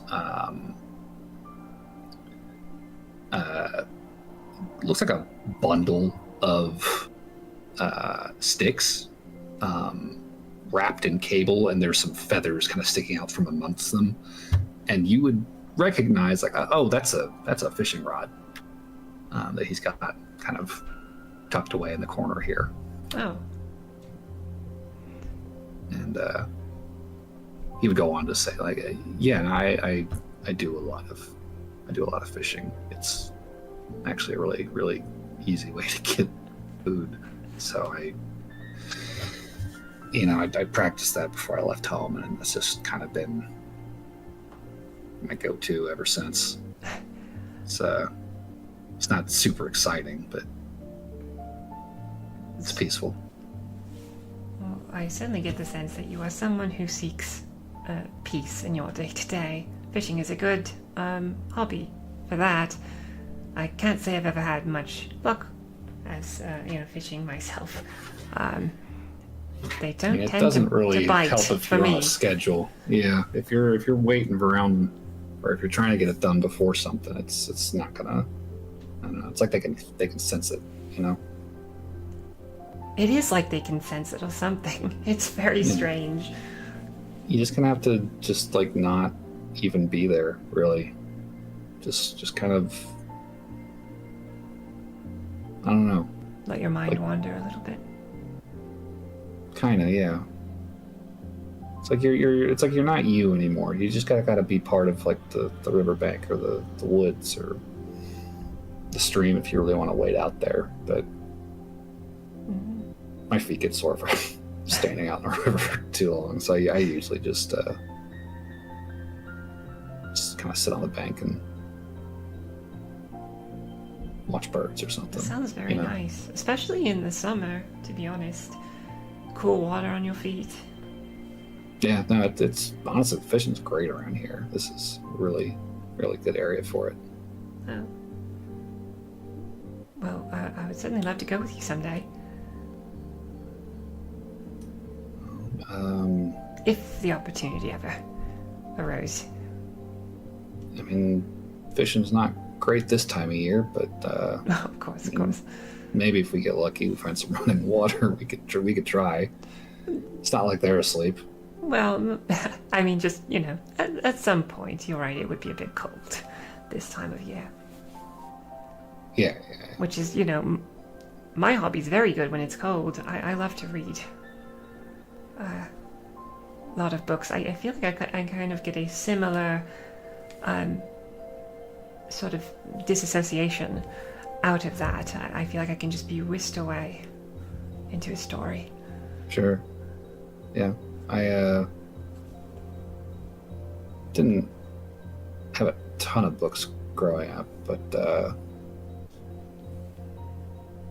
runestones are interesting, at least around here. I mean, there's a lot on those to work through. So that's been kind of an off and on project. Learning about those. So do you like have a girlfriend? Fucking red. Like the gentle glow coming off of him goes from that kind of like yellow off white to like pink, right? Just wide-eyed. Oh, she finally pops the question. Oh, there's door. Yeah, that was just like across the fucking clearing. Just you can see the light out of that little hovel just kind of shift ever so slightly. I remember when I was that nervous. So she might have popped the question, but did he pop anything? No. Why do I imagine Athos with like those little spectator binoculars on a stick, Absolutely. Alfie's just like outside, like. I'm just kidding. So the little goggles are actually binoculars. Everybody's just listening in. No, Alfie wouldn't do that. Okay. I mean, Alfie doesn't listen in, but she expects details later. yes. Many and all. I mean, the answer is no, for the record. He definitely gets a lot more kind of fidgety and awkward and avoiding eye contact as you shift the subject, but he does not have anyone he's seeing at the moment. There's not really a lot of young, eligible bachelorettes hanging out with a bunch of forest people.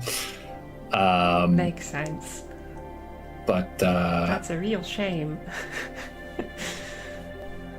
very, very awkwardly, he will ask after very pregnant silence, "Do you have a boyfriend?"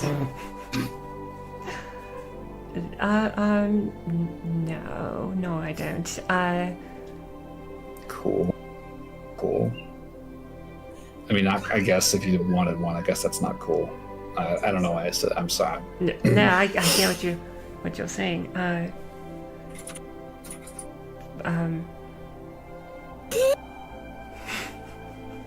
What's going on? I see the little cross chatter over there.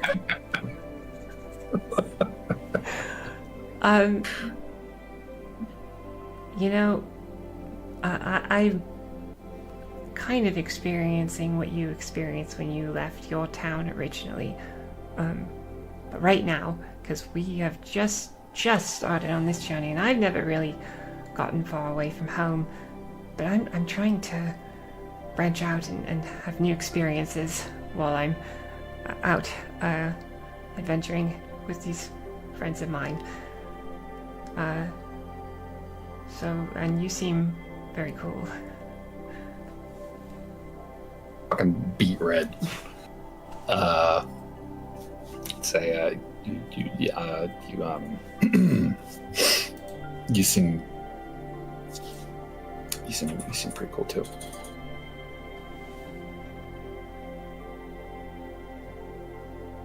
Did you want to like make out or something?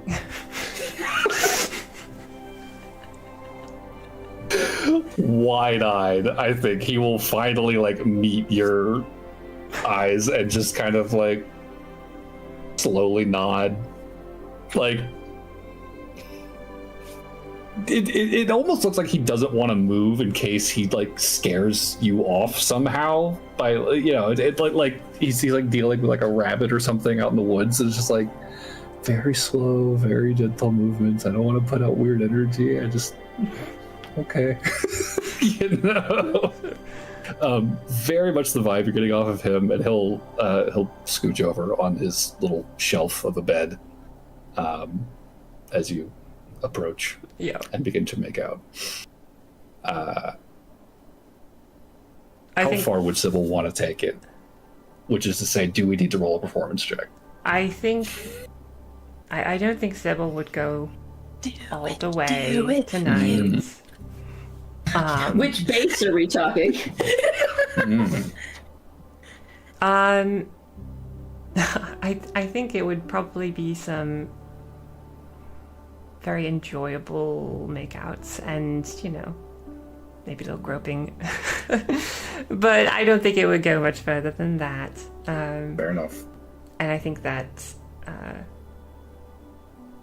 it would just be a very...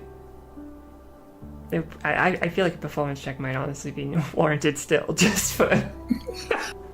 Okay, fine. This being something that she has not really done before. Fair enough. She's thinking back to the every dice. book that she's got.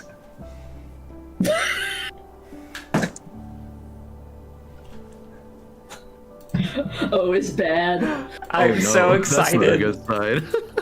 This actually explains why I didn't go much further, probably. I got an 11. Okay. Single digits? Are we single digits? Oh, we're single digits. Are we below 5? 4. Not much experience on either of these parts. He has no idea what he's doing.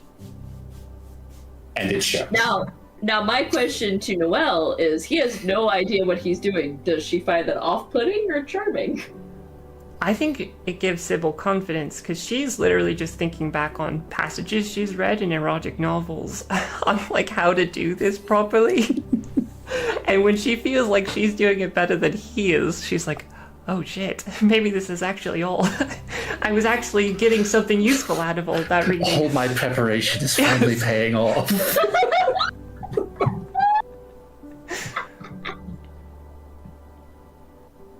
But I think it would just be on and off, you know, some kissing, just making out. I think he is more than amenable to whatever it is that Sybil is up for. But yeah, he is very clearly inexperienced and clueless on this front, and is, you know, probably looking for some guidance if any is being offered, because he He is lost. Okay, well, Sybil, that would lean nicely into Sybil's mentality of liking to be the smartest person in the room. So she would probably, act like she would give him confident advice that, again, she's literally just pulling from novels that she's read. He'll do it. It's gonna be awkward, but he will do as asked. Yeah. And yeah, we can leave it at that. That's yeah. In the meantime, anything from the rest of the party? I As the believe night I was goes on. requested for a one-on-one, That's true, you were. so that's probably what I'll be doing. Okay. So I'll let other people do if they have smaller things before this. That is fair. Anything before Errant's one-on-one with Iron? I think the only thing is Alfie would still try to be like attempting to try to talk to Aaron. How does that go? I don't know. I feel like she's like, Aaron, can we talk? Suppose we can, but I was asked to talk to that guy private like. No, okay. I guess later then. All right. Off he goes back to binoculars with Athos. No, I don't think Alfie was doing any of that. Okay, fine. I think Alfie sits quietly in the dark of the empty hovel where she is staying for the night. I think Reese will join her because Reese is very like lost in thought over how he's seen people reacting to these magics, and how he's seen now the opposite side of, you know, the normal perspective of people viewing necromancy and conjuration and consorting with these kinds of things, right? Whereas his whole life he's been taught that these aren't bad. Like, the magic itself isn't bad. The magic has good uses. It's a tool. Exactly, right. Yeah. But he's seen how kind of vehemently everybody's been like against all the magic, and he's tried the whole day to kind of like help people understand that there's some good there still, that there was a reason then they'll use the magics, but being kind of thoroughly like pushed back against. I think he's a little bit like confused and sort of I don't know if like brought down to earth is the right word, but Just kind of re-examining. yeah, disenchanted, I guess. Sure. Yeah, he's kind of had this whole vision his whole life that these magics have good uses and can be used well, and I think a part of him thought Dunla's usage of them was well meant, you know, and wasn't used for evil, but he's just, I think, really shocked at how much even just the usage of it was so hated that people kind of missed that point, right? And so he's sort of just dejectedly lost in thought. Don't worry, Alfie is super dejected, lost in thought, right beside you, buddy. Sitting in an unlit room. just kind of sitting there like Huddled under Yeah, blankets, just kind of thinking, yeah. They do it in unison. Basically, yeah. just sighing. Yeah. Young love. As I come back. It's just like panning between the two. Let's see, what am I feeling like right now? Young love or young loss? Maybe a bit of both. Yeah. Yeah, we'll do young love for the main thing and young loss for the commercial breaks.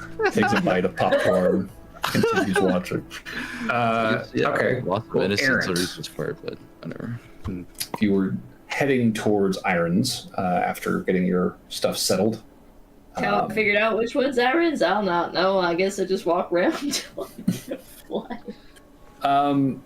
It's not hard to find. His is pretty central amongst these various hovels, and it is also probably the largest of them. And as you approach and kind of look inside, you can see part of the reason why is that there is a lot of material piled up along the perimeter of this home. You can see stone tablets, not unlike the one Dinley used, just stacks upon stacks upon stacks of them in this home. And it definitely looks as though this man's quarters double as a sort of archive of sorts for the druids here. Gotcha. And you'll see him inside. He is sort of stoking the flame in his own small makeshift hearth at the back. And hearing the snow crunching outside, you'll see him kind of turn to the door and say, "Aaron, please come in. Make yourself as comfortable as you can." Howdy. Brought some marmot meat, if you'd like. Oh, well, by all means. He'll gesture to this fireplace. Aaron will start doing the I feel like when Aaron cooks, it's very basic, but it's also very seasoning forward. So Aaron would do the thing where it's a grilled thing, but he'll put seasoning on it before grilling it. Sure. But it's not sauce heavy or anything. Gotcha. So very, very herby, salted, rotisserie style marmot. Yeah. Okay. It smells good as you get that going and just kind of slowly kind of turning that. It's real smelly. Like the good smell. Yeah, good smell. Aromantic? No, that's not right. Similar.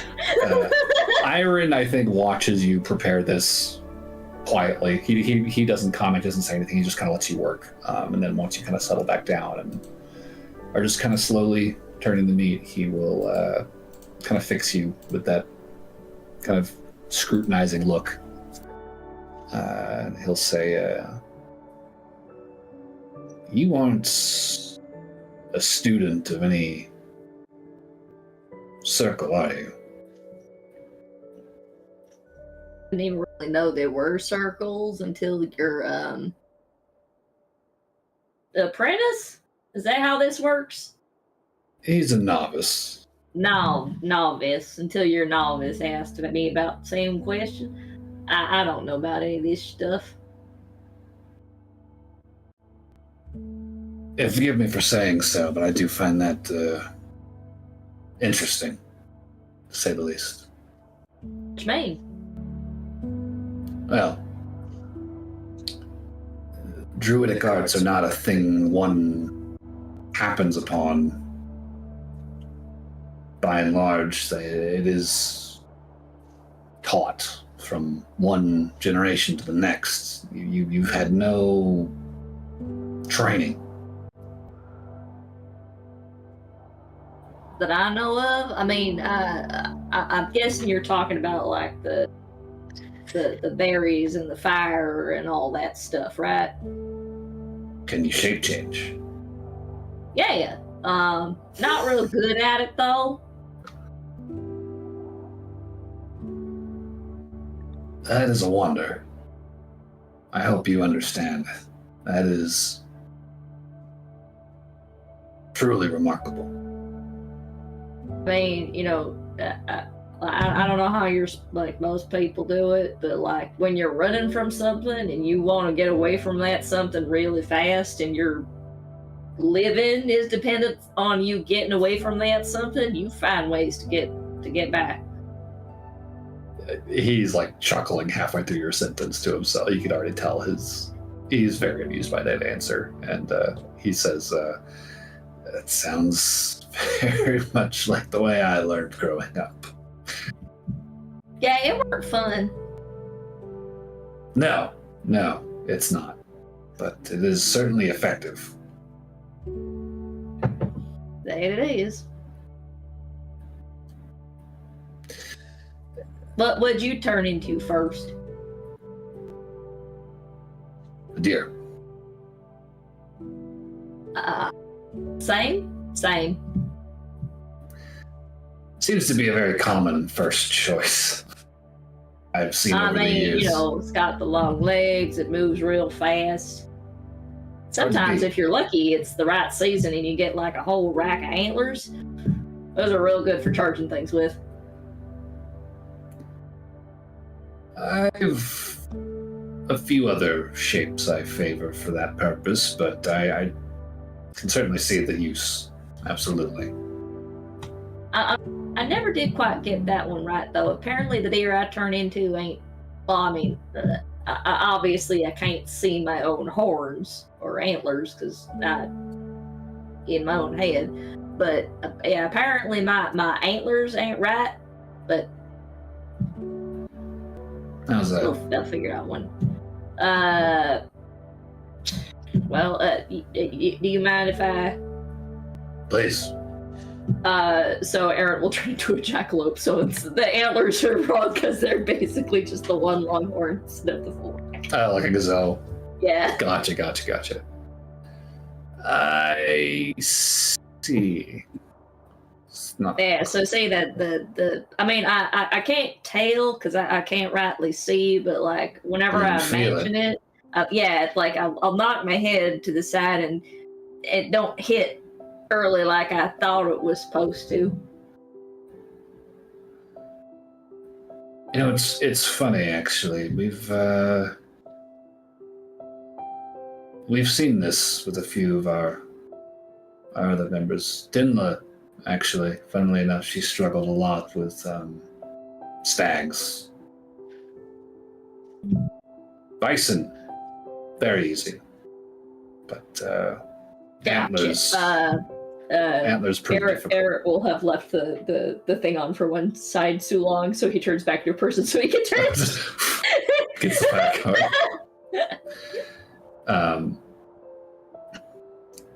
Iron, I think, would probably just let you cook for a minute or two, just kind of thinking quietly. We're finally speaking up again and saying,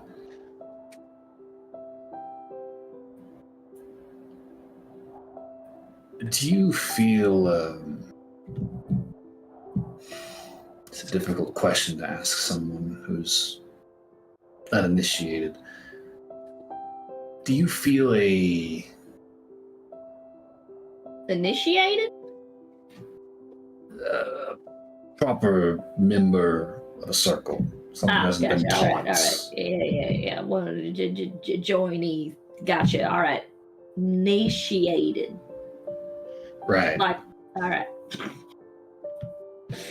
Do you feel a pull of any kind? Do you feel drawn towards some aspect of your abilities? What you mean? It's a hard thing to describe. There are specializations within our culture. Some or the other of us are particularly adept with their shape-changing. Others more tuned to the weft and weave of the lands. So, like, if I was drawing kind of the same thing, like if you were talking about someone who was working with metals, someone who works with copper might be a little different than someone who works with silver, even though they're both metal people. Not like warforged, those are different, but like metal people, you know? Right. Smiths. Yes. You take my meaning. If in the course of your smithing, say, you were to feel more comfortable with bronze or silver or iron or whatever metal, in terms of your abilities, is there something that you feel strong in? Okay, so I have a very specific insight check that I would like to make. Mm-hmm. Because they've already said that they really don't like fire people. Okay. Should I be concerned if my answer is fire? Give me an insight check. 26? 26. Iron is asking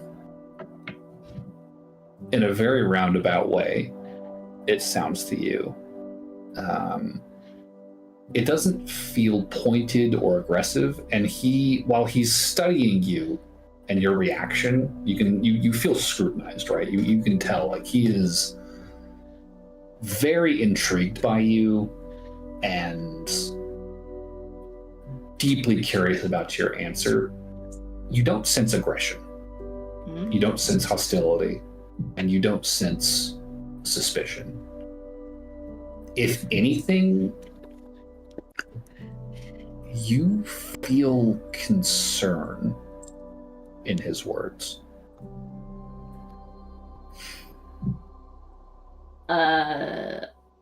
Well, I don't know about most of this stuff. As said, I'm a little bit self-finding. But I suppose if I were to draw any conclusions to, that's not a word I would use. If I was drawn to any part of this, when I was real young, I found that the life that comes after fire is always better than the life that was before it. Not in like the let's burn everything down and start from dead or nothing, because like there is an important place for life to grow with fire, but like it kind of gets all the we'll call it the waste out and lets it settle for new life. Like that's the part that I find good, not the actual burn in itself.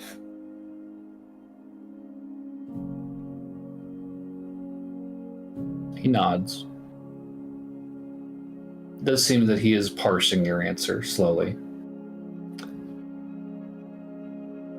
And eventually he speaks again and says, I sensed you had a certain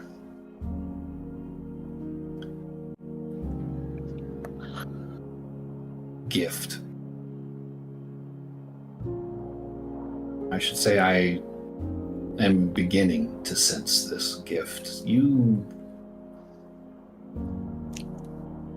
are a very curious young man, Aaron. I mean, I don't try to stick my nose in nothing that shouldn't be stuck in. Intriguing, then, is maybe the better word. He will kind of lean forward at this point and just kind of clasp his hands in front of him. That you've come this far in your abilities, untrained, is remarkable, genuinely remarkable. And I don't think that I can impress upon you just how uncommon that is for someone to happen into this realm of power the way you have, and to take to it so naturally. It's a very rare thing. I've never met one like yourself before today. I'm hoping that's a good thing. It certainly can be. You have a gift. A real gift for our art. And I know that you've heard some already of our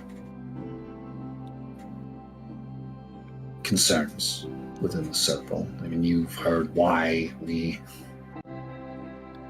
even agreed to this idea of Dinla's in the first place. This circle of cinder. I don't quite don't get me wrong. The fact that she did stuff and didn't tell you first was kind of a big move. And with this whole circle of cinder stuff, like I understand the principle from what it sounds like they want, but if you get rid of all of it, there's nothing to come back. Like, even seedlings don't survive if they get overtaken by lava. That takes many a year to be able to get the earth to come back from that one. And it's all about balance. It's important to have a good balance. If one side gets too much, it just wipes out the other one. No one has any fun at all. I am certainly relieved to hear that. It seems as though you have a very set perspective on this matter, which is good. It is good. I bring this up though because I mean to prepare you as best as I can in the short time that I have to prepare you. The Circle wants more than a simple renewal of the natural world. They are seeking a spiritual reset for our world. Cleansed in flame, the most intense flame they can conjure. A terrible thing. I think we can both agree. Are we talking? And I'm sorry, I'm getting stuck in the smaller words of stuff. But like, are we talking like regular fire? Or are we talking like lava? Or are we talking about that real hot fire that like smiths use to get their flames real dense? I expect they will continue to pursue subterranean magma, eruptive, volcanic fire. I mean, one volcano is fine because again, reset stuff. But if we're talking about like everywhere, Agreed. I have yet to meet a member of their circle that I could convince of that fact, however. Sorry, real quick, because the bad pun wants to rear itself up so bad. I don't think we could handle something of that magnitude. Someone out there, I grow. I don't know why. How dare I'm sorry. All right, please continue. Right. That was not Aaron. That was just me being. That's fair. Iron would continue. I have yet to meet a member of that circle that I could convince of that. However, those who sign on tend to be deeply convinced of their perspective. I fear, should you cross paths with these people in the future, there will inevitably be one, maybe more, who recognize your gift. And I would not put it past them to try and exploit it in a way not dissimilar to the way that Dinla perhaps hoped to use this hag you found. I mean, not to sound like full of myself, but I ain't one that if I hear something that sounds like too good of a deal, I ain't going to grab onto it. I know that everything should be coming in equals, and if they're trying to promise me more than I deliver, then whatever they're promising me is probably a load of crock. Good. That's good. That is honestly... This whole conversation, honestly, has been very reassuring, and I am glad to hear that again, I wanted to forewarn you, given my suspicions about your gift and your affinity. I expect, as your power continues to grow, you are likely to show a continued affinity for renewing fire, and I would hate to see you made a victim of their machinations for it. That is a very potentially dangerous but valuable gift that you carry. And you deserve to know ahead of time that this danger is out there. And that these people, if they find you, could very well do terrible things to harness it for themselves. Again, not to sound like I'm made it myself or nothing, but like, it wouldn't so much be the amount of power that can be got, it's more about the speed in which it can be gotten. Because right now, most of the stuff that I can do can be done with, a solid amount of patience and matches.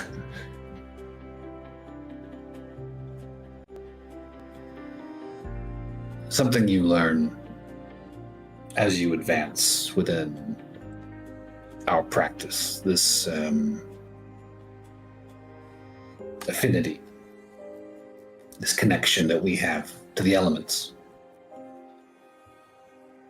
It's not just about ourselves, right? We are a channel, a lens, a connective force to something much greater, many things much greater than ourselves. I think you may have a particularly potent connection to elemental fire. And I think that through you, it may be possible to evoke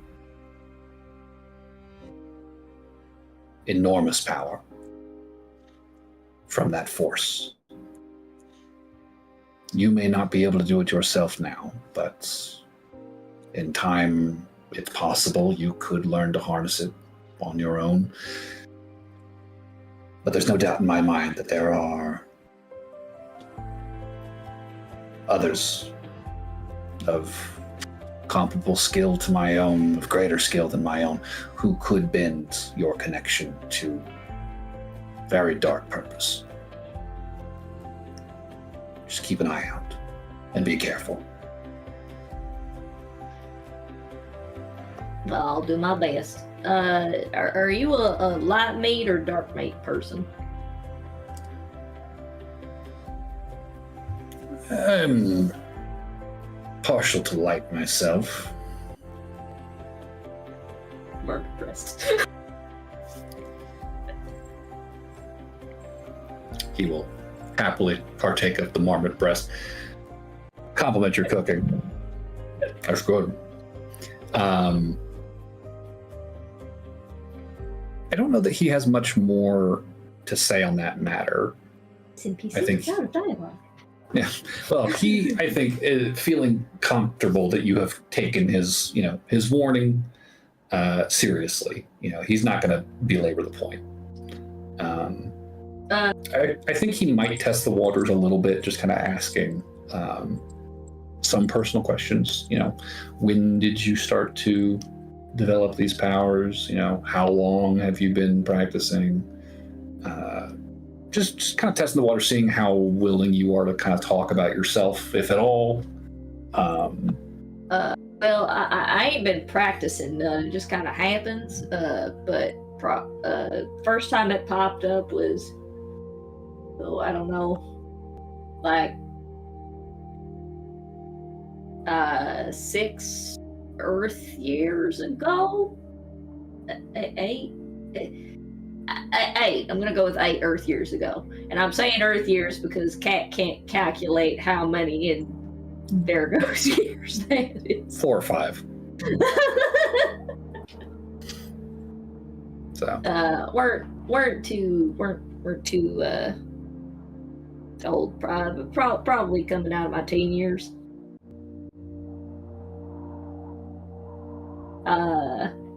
Bunch of hunters were after me. concerning. People don't take too kindly on first glance most times.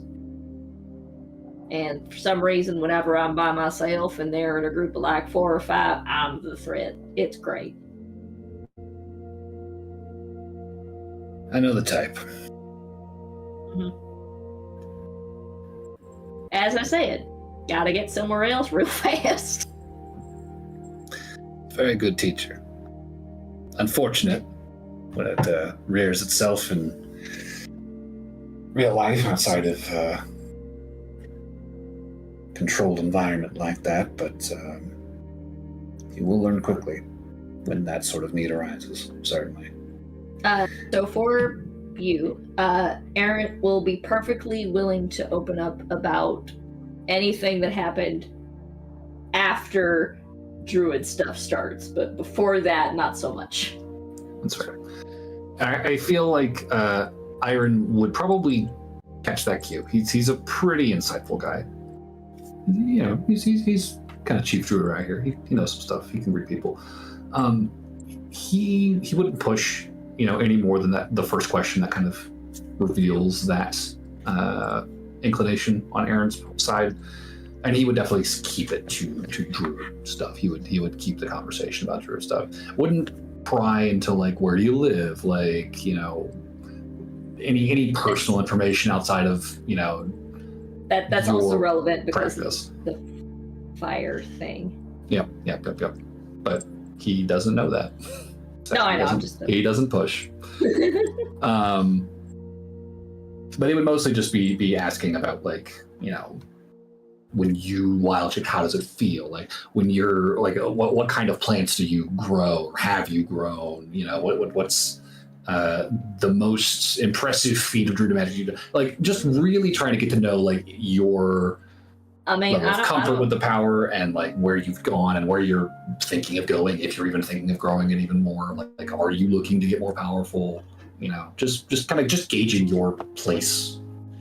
Well, I don't know if this qualifies as impressive or nothing, but the recipe that I found for making those berries is great, and I think Aaron doesn't actually recognize the fact that again they're like he's making the magic. Mm-hmm. I like the idea that Aaron's incredibly intuitive with his magic stuff. So what happens is it's not so much that the stuff that is going into the berries is what makes them magical. It's the fact that he's focusing so hard on them when he's making them. Right. So he tells him his berry recipe, which I'm debating if they should be blueberries or cranberries. What about gooseberry? Gooseberry? Oh, okay. Actually, not gooseberries, mostly because I don't like gooseberries. Fair enough. Recently, they're like their grape's uglier cousin in taste. They're very tart. They make a better pie, I think, than they do just like a berry. Yeah. But I would be down for boysenberry or hackberry. What about a bowberry? No, not a Burberry. Burberry's dead. Let him die. He's dead. But yeah, he is mostly just like gauging your skill level, right, and your experience. And I think over the course of the conversation, he might like throw in a couple pointers on certain spells or tasks or what have you. Just kind of like, well, one thing that we'll have initiates do when they're learning how to cultivate plants is right, and kind of talking about that. He seems eager to share what he knows. You get the sense that this guy, as maybe gruff and ornery as he may be about certain subjects, he does live to teach. And knowing that you have had like no training whatsoever, he's like, I'm gonna give you everything I possibly can in the short time that you're staying with me. Because, like, you're going to grow on your own, like, that. I'm not worried about that. I'm just going to share whatever I think seems helpful. It's like the idea that, like, he's happily explaining it every once in a while. Eric will say how he found how to cast this spell or how he intuited his way to the spell. He's just like, yeah, the fuck? Iron is just like, like he is impressed. Like, wait. Over the course of you learned how to cast Speak with Animal. You learned how to figure out Speak with Animals by wondering what the fuck your chicken was doing?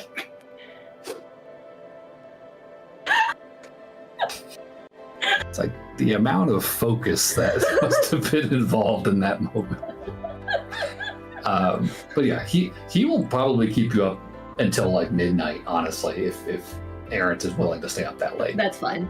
Okay. Before long, though, after that, he's kind of like, well, I feel like we've been talking for hours. I don't want to keep you from waking with the rest of your party in the morning. I know you all said you need to get moving, but actually, is it alright if I just lay in that corner over there? It looks pretty comfortable, and you know, I usually kind of default. I wake up with the sun. Won't disturb you in the morning. You're welcome to it. Thank you kindly. Wouldn't want to keep you up any later than I already have. He'll probably put some more wood on the fire and then just kind of tuck into his own bed and just bundle up and quickly get himself to sleep.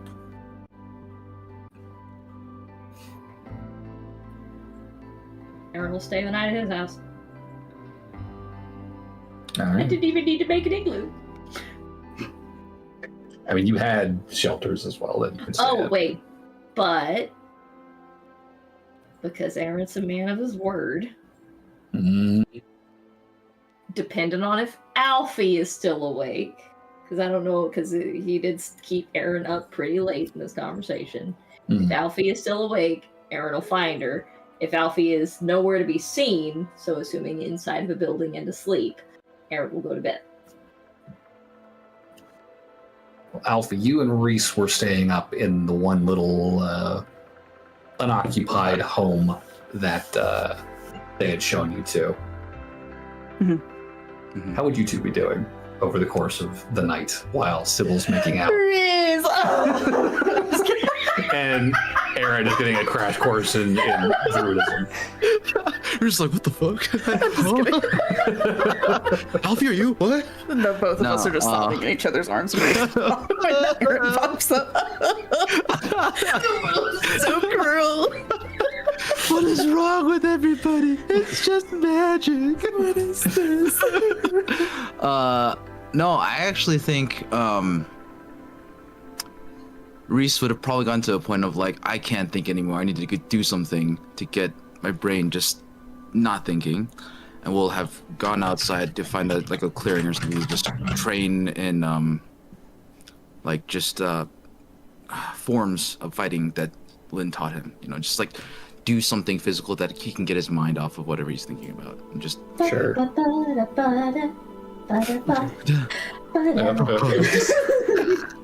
yeah. So he's probably, I think, after an hour or two. I mean, well, he'd be out there, I think, a solid amount of time. Working his sweat up. Okay. Get some training in the dark, in the cold, in the dead of night. My sweat is freezing to my face.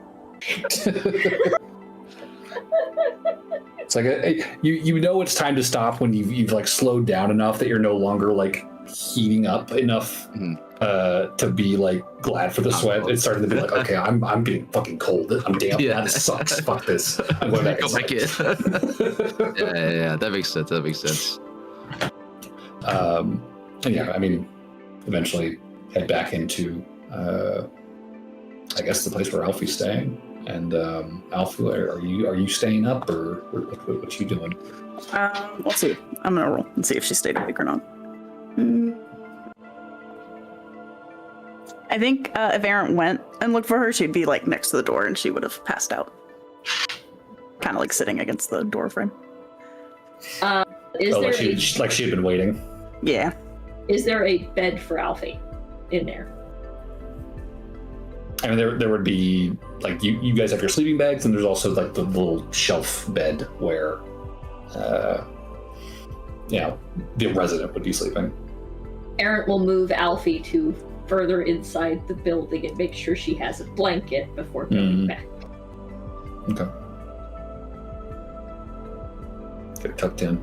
Step over Reese, who is curled up in his stinky, sweaty sleeping bag. I didn't want to add to.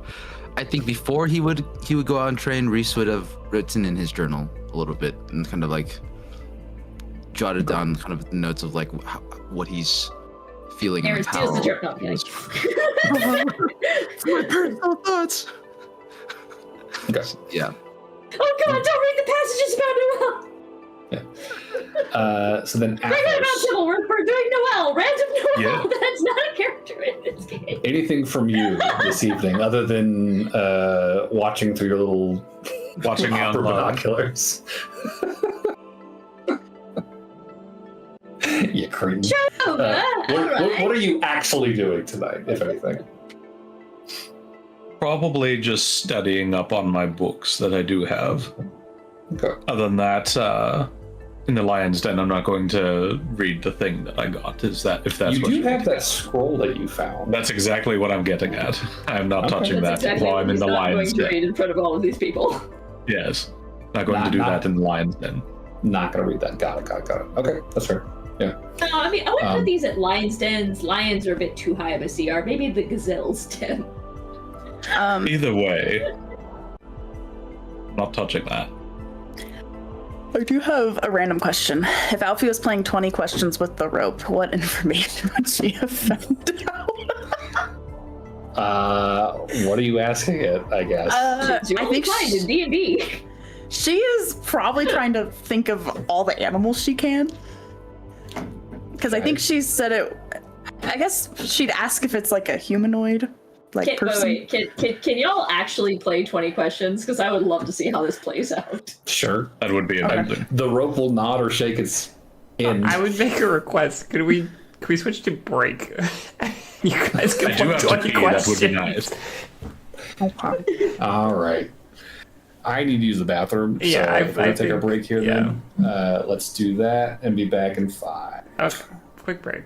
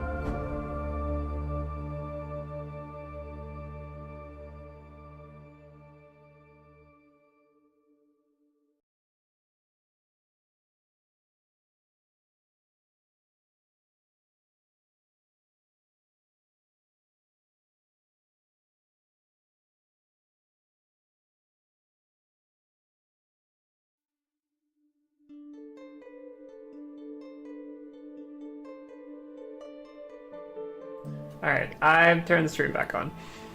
Okay. So, without any further ado for the night, I think we can fast forward to the morning. Errant would be waking up in the corner of Iron's home. Athos and Aldrich would be in their little shared hovel. Sybil is waking up in Nadavine's bed, I presume. Warmest night of sleep I've had in a while. Oh yeah, roll to see if you wake up, Aldrich. I got a 98. Oh. Aldrich coughs up blood this morning, but he's awake. It's so dry in these mountains. And Reese and Alfie, which of you usually wakes up first in the morning? Alfie, I can almost guarantee. Okay. So you can head this off before Reese sees it. When you wake up in the morning, your animated rope has like kind of coiled itself like lengthways up and down in your blanket, kind of snuggled up against you. Mm-hmm. But as its like end has like flopped over like the top of the blanket, just kind of like hanging out. As you sort of sit up, you feel like there's like a weight at the end of the rope. And as you look down, you see that it has like tied itself up in a knot in its sleep. And it dawns on you that what you're looking at is a noose protruding out of the top of your blanket.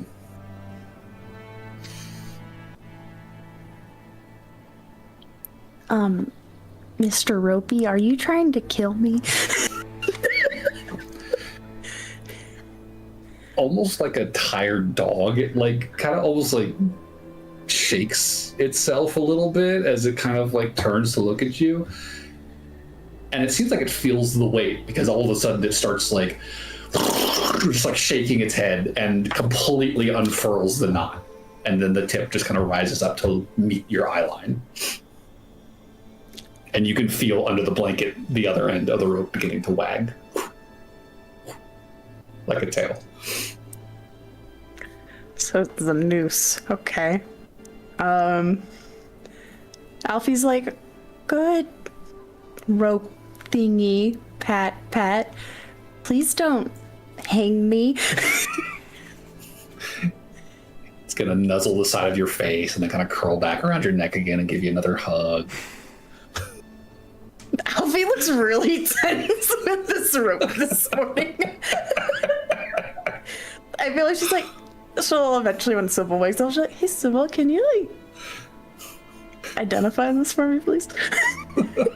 When Sybil finally comes back. Yeah, when she finally sees Sybil. Yeah, Sybil, what does your morning look like? Well, like I said, I think this is probably the warmest night of sleep she's had in a while. Because I imagine they were a little bundled together. There's still some embers in the fire, which is helping keep the room warm, but the big heavy furs over you is very, very insulating on top of that. Nadavine is just kind of knocked out beside you, just kind of facing the wall, just... Alright. I don't think she's going to wake him up. I think she would wake him up a little bit, but not like, get out of bed, wake up, we gotta go, kind of wake up, but just like, Nadavine. Nadavine. I'm gonna go check in on my group, okay? Mm-hmm. But you can keep sleeping. Okay. Pat on the shoulder, and I'll go. He just kind of like burrows a little bit more into the blankets. I had a lot of fun. Mm-hmm. Okay, then Sybil goes. Okay. To where she would have, I guess, figured out Alfie is sleeping. Yeah. And, I mean, you would find Alfie awake with her nope rope. And Reese is still asleep. I don't know. Do you guys wake up at the same time, or do you wake up early like Alfie? I think Reese will have worn himself out with so much training because he's just trying to get his mind off of it that he'll probably sleep in a little bit later. That's fair. I feel like Sybil would be kind of in the middle of those two, honestly. She probably would have woke up after Alfie, but before Reese. How is it that we're having this much interpersonal drama before session 10? Because we made very deep characters, I think. You certainly didn't do any role playing whatsoever before the campaign started. No, that has nothing to do with it. I'm sorry, Platt. Not enough to warrant this. You would be surprised. Okay, so Sybil would go into the house that they're staying in. She'd see Reese sleeping on the floor, and then she'd see Alfie awake with the rope. And Alfie Rope would probably perk be up and look at you, and you'd see the little tail of the, you'd under the be blanket outside. wagging. Yeah, she would have left the hut because Okay. she didn't want to wake somebody up. Okay. Alright, Rope well then I follow. would have seen you on my way back to the hut. Alfie! Alfie! Thank you very much! And she would give you a big hug. Thank you, thank you, thank you! So did you guys like do it, or like? Oh, well, I was a little nervous that we just did a lot of making out. I let him feel my boobs. They're so much fun. Thank you for setting that up, Alfie. I would never have had the courage. Well, that's what friends are for. I appreciate it. If you ever want me to return the favor, I mean, like set you up with someone or something, I could. I do have a very random request. Okay.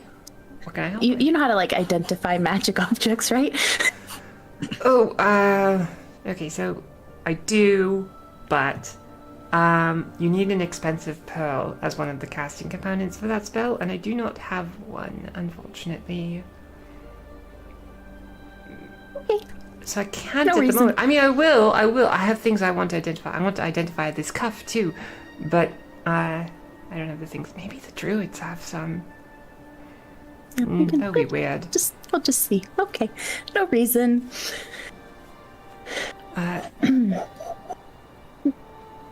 Good. Well, thank you Rope. again, Alfie. Are you doing okay? Yeah. I'm fine, I guess. Just leaning down. Who's a good noose? Right.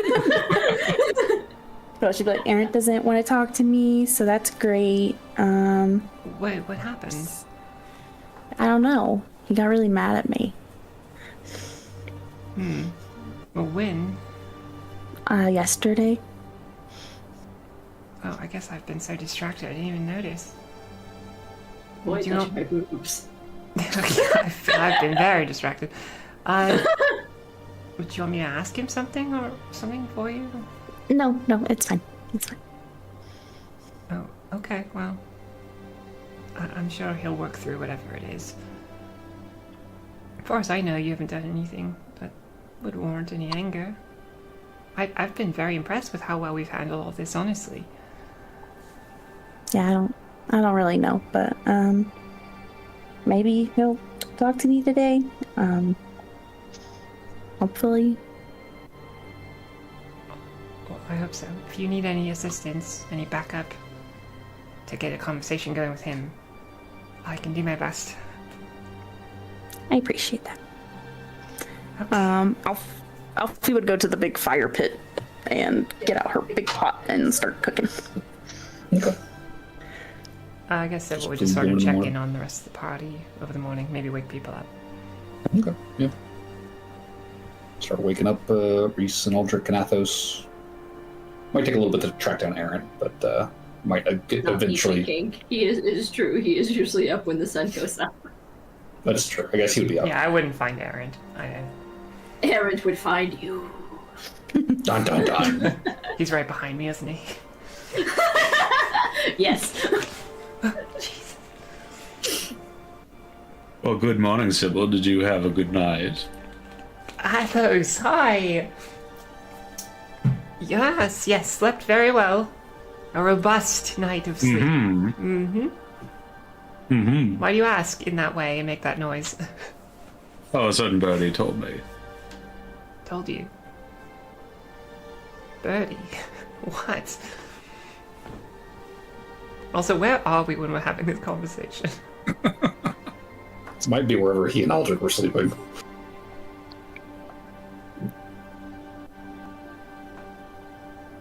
But yes, to answer your question, I did sleep very well. Very warm night tonight, last night. Oh, I'm sure it was.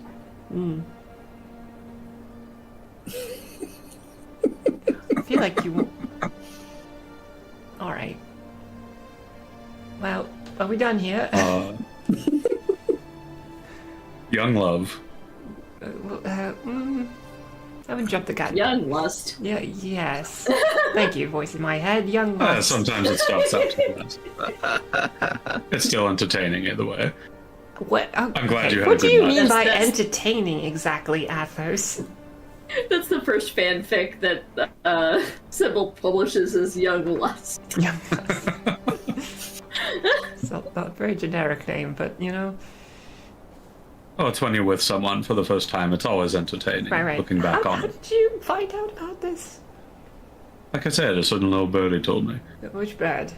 If you could be specific. Bluebird. Okay. Didn't ask his name. He's a bird. Very perverted bird floating around here. He's probably a druid. Well, I feel like for my own sanity, I'm not going to ask any further questions about how It was just, yeah. this all played out. Were you watching? There was no way to close the door.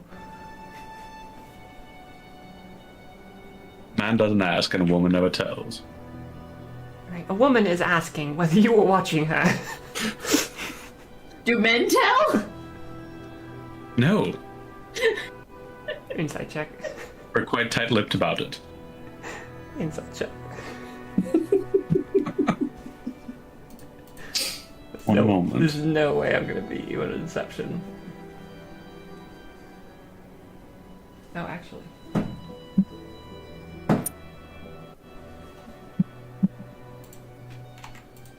$19 on deception. I will roll insight now. Oh, 15 plus 5. 20. What do I get the barest Yes. hint of from you, Athos? I definitely know more than I'm letting on. We can have to have a conversation about that later. About what? Oh, okay. Is Aldrich up? Yes. I think he survived. Ooh, Aldrich, are you okay? You have a little bit of blood around your lips. A little bit. It's normal. When you get to my age, things happen. Oh, okay. Well, if you're not feeling well, maybe you should talk to one of the druids. I bet they know some healing magic. This isn't really an illness so much as just old age. Oh. I understand. Well, it seems like everybody's collecting, so no rush, but whenever both of you all are ready to get moving, we can meet. And I'll head You out. seem to have a bit of a glow about you this morning. Okay, You okay? wait a minute. I'm doing very well, thank you, Sir Aldrich. Goodbye. I walk out back into the street, or the square, whatever you call it. Not even it's a blade, a forest. Sure, whatever. glade. Whatever this collection is, the center of it. Yeah. Okay. So you would all eventually be able to congregate. The druids would begin milling about a little bit. Not a ton of activity today. Looks like there's some people kind of like going out and like retrieving firewood from some stashes that are kind of scattered around the woods, kind of moving them back into their homes. Most people were a little more alert than they were yesterday, it seems, but definitely still pretty beleaguered after, being frozen in ice for over a month. They will kind of give you a small wave, but for the most part, they'll kind of leave you guys to your own devices. But eventually, Iron will come out and check on you guys And I think by that point, Nadavine will probably have woken up and kind of collected himself and made his way out as well. He's just kind of awkwardly crouching next to the fire where Alfie's cooking, and occasional furtive glances to Sybil and then back to the fire. I think Sybil is not sure how to proceed in this circumstance, so she just kind of smiles and waves and is very polite and friendly with him. Just smile and wave. Just smile and wave. Smile me, boys. Smile I will me. say, given Alfie and Sybil's conversation that morning, whenever Errant is around, I think he would notice that Sybil glances at him more often today. Just curious, I guess. But that's it.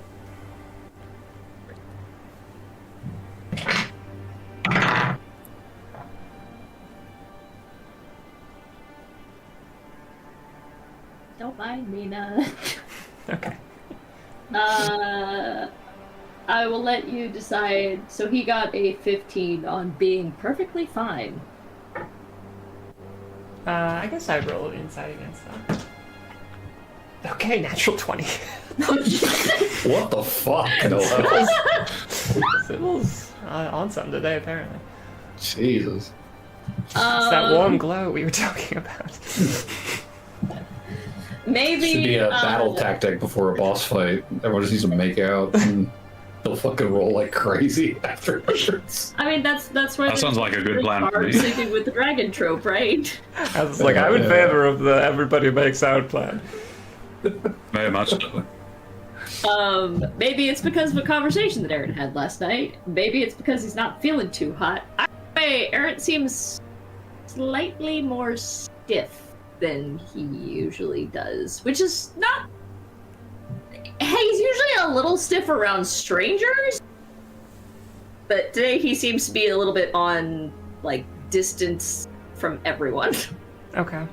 So it's, I mean, all I was really trying to glean was that there is definitely some kind of frustration or anger or whatever behind that.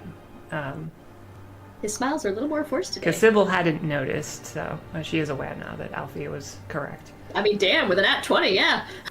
Yeah. That's all, though.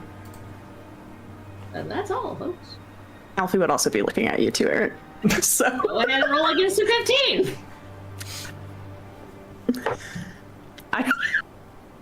You also You get also get a nat 20?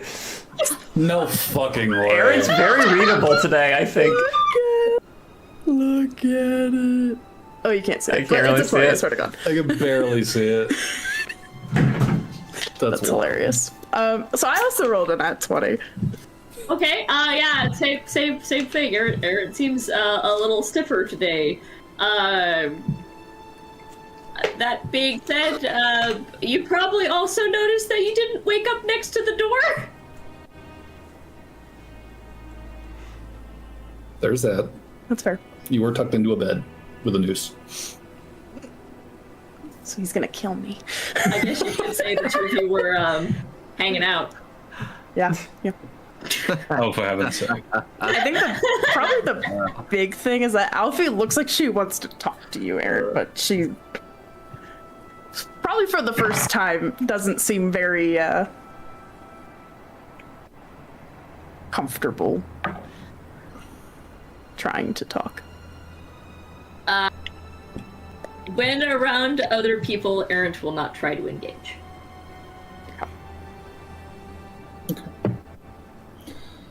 Well, And I'm assuming we're around other people when the day starts, so.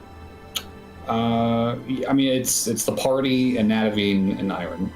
That qualifies as other people. That does. So, Iron, I think, would check in and just make sure everybody's sleeping all right. Everyone plenty warm.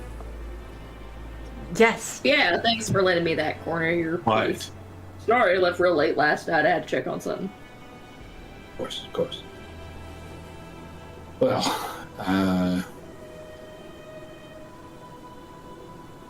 what is the plan for today then? I recall some conversation about Riverguard potentially, and then maybe heading back towards Sherry. Oh, right, we forgot about planning. Yeah, we're heading towards Riverguard to check on the other Tiefling lady, and then if she ain't home or if it looks like there was something shitty that happened, we're gonna go ahead and head back to Sherry to figure out where we need to go for the kin camp? Can? Fort. I believe they're building a fort. Process of building, it's not completed yet, I believe. I guess Kinfort does sound weirder. Fortkin sounds like a toy they'd sell to children. I'm very torn because I think that Alfie might have a good point that if this tiefling woman was captured by the kin, they probably would have taken her back to the camp. And if that's true, then we would be saving a lot of time by just going right to the camp.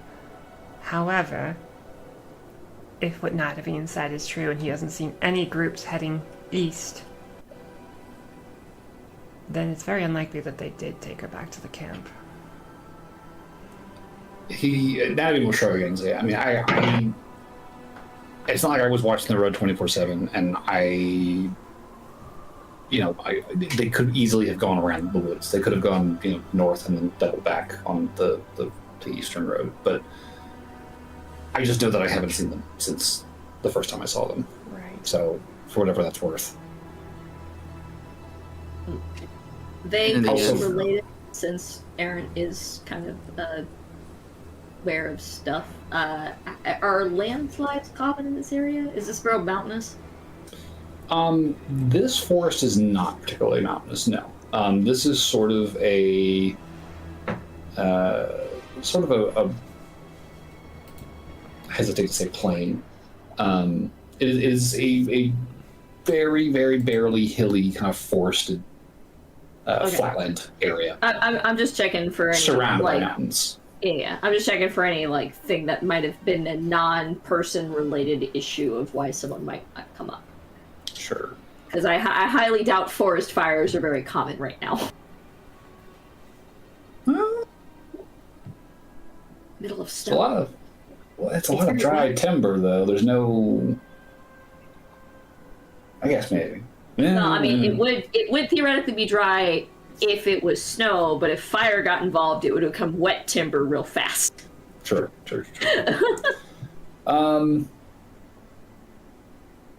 Yeah, I mean, as far as natural disasters, I'll say give me a nature check, Errant. That would it's because all these nat 20s. That'd be a nat 1, sir. I mean, you're reasonably sure it wouldn't a rock slide or a mountain or snow, an avalanche, You're far enough away from the mountains. That's probably not a risk. But other than that, you don't spend a lot of time in this particular stretch of forest, so who knows? I mean, there might be some other reason that you didn't answer. I mean, it seems real linear to assume that all plot points lead to the kin. Well, it seems just like efficient world building to me. I think Reese would What? point out. Oh, What did you just say? What does fish got to do with this? I feel like we both went cross-eyed there for a second. Do fish have relatives like that? I don't think they care. What were you gonna say, Reese?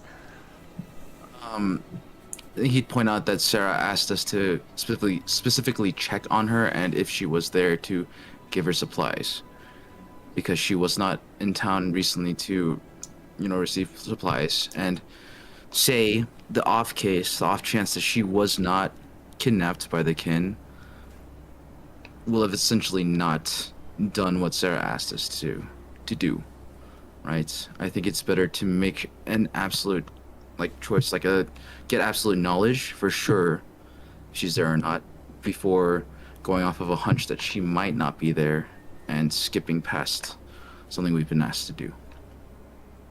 That's a very fair point. Honestly, I think there are valid concerns either direction. I feel like just enough doubt has been cast that it could genuinely be worth going straight to the ruins from here. But I think either way is probably okay, especially considering they are both pretty close. The ruins are a day and a half, but even if we did And go less to than that if we hurry. I mean, we can cut straight through the forest to the river. It's not super far. Would that be safe? I mean,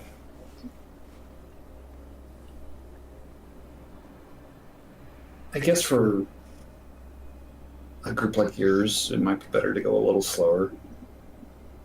How can't wide really- is this river? I mean, the Little Chub's a pretty big river. It's contrary to its name. It's a pretty big river. Yeah, but how wide? Up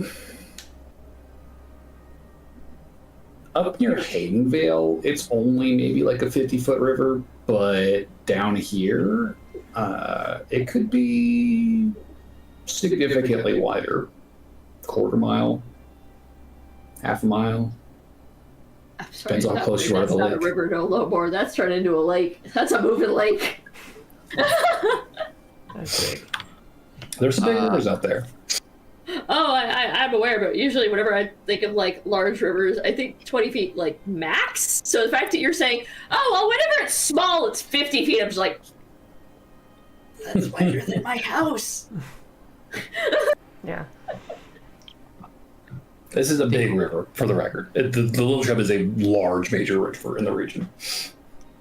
What does the big chub look like? The Big Chub. It's a very personal question, Kat. That's why we play That's D&D, nobody bad. Noel, is to get to the real nitty gritty. Like, how big is small and how small is big. DM, tell us what the big chub looks like. Ironically, the Big Chub is not a very large river, but the lake itself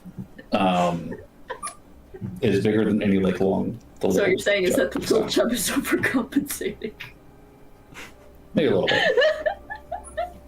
Poor thing. It's like, no, don't look at my big chub. Big Chub's also kind of in the middle of nowhere is the problem. It's not really a real easily accessible That's it. lake. Well, and the reason that I was asking as a player was because I do have jump, so I was thinking about how Oh, could you high it jump the was. lake? Could I jump it? But the minute you said 50 feet, I was like, no, nope. Nah, you could maybe walk it this time of year. It's possible. Oh, yeah, maybe. Okay. Okay. For the record, the temperature today on the 46th is clear with quiet winds, but cold. How cold are we talking? More cold? Hooray. Colder than it was yesterday. We're talking closer to 0 than freezing. Didn't we just make this stuff better? Why is it so fucking cold still? Get closer to the fire. Because it's winter and there's winter outside. I thought, weren't you supposed to be bright? Damn. In the schools of magic. Not in nature. All right, I'm gonna assume that. All right, I ain't gonna question that further. Explains a lot. I think. I do know some nature. I know biology quite well. No, you don't. Damn. The biology that I think you're talking about is less than 10% of the human body. Oh, it's much more than 10%. Do you faint, Darren? After round 5, I get a little woozy, I'll be honest. 5? Yes, I don't want to know. that's average, right? You. Whew. He looks What are confused. you guys talking about? Yeah. I was going to He's say. right there with you, like, I'll turn to 5 is average, right? Isn't it? 5 He's what? got his hands out, confused. What? what are you guys talking about? Don't worry about it, none. Okay, I'm turning to Natavine and Reese. I'm going to say, you know the way, Natavine. And Reese, it seems like you have a pretty good idea of how you want to proceed. I think if we can get there in a reasonable pace, it probably does make more sense to go check the ruins first. I mean, I just had a thought, and I will posit it to the group. We could also leave the supplies that Sarah has tasked us to give to Rordred, I believe is the name of the tiefling woman we're supposed to check on. We could ask one of the druids here to deliver and check on her if the need is pressing to go back and start to I'd say figure let's out, just plan out what to do. let's just go to Riverdale. Everyone seems down for that. Okay, I think then we have our heading. Here we go. Nadine, if you'd like to lead us. Before they leave, Alfie would actually talk to the head elder real quick. Druid elder guy. Sure. As everyone's like collecting their stuff to leave, Alfie would go. Talk to him. Yeah. Okay. Yep. I think she'd just try to keep it pretty brief. Just be like, do you know anything about like fey magic or like removing fey magic stuff? He's gonna look down at that rope.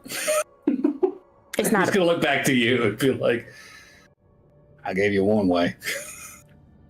Well, okay. What if it's not the rope? It's something else, and burning is not an option. Well, Or cutting, or sawing.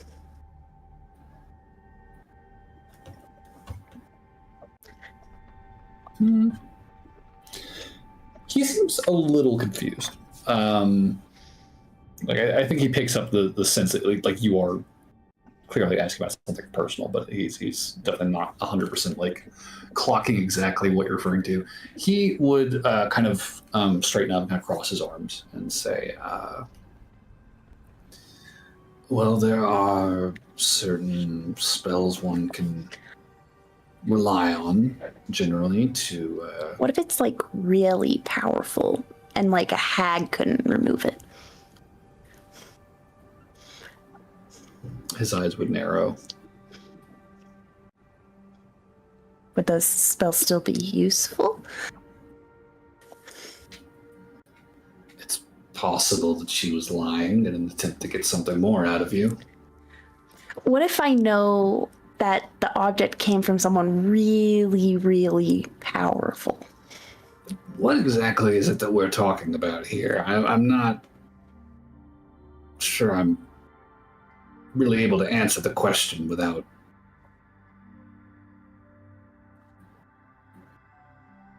She'd just motion at her necklace. I feel like he'd kind of clock it, kind of cock an eyebrow.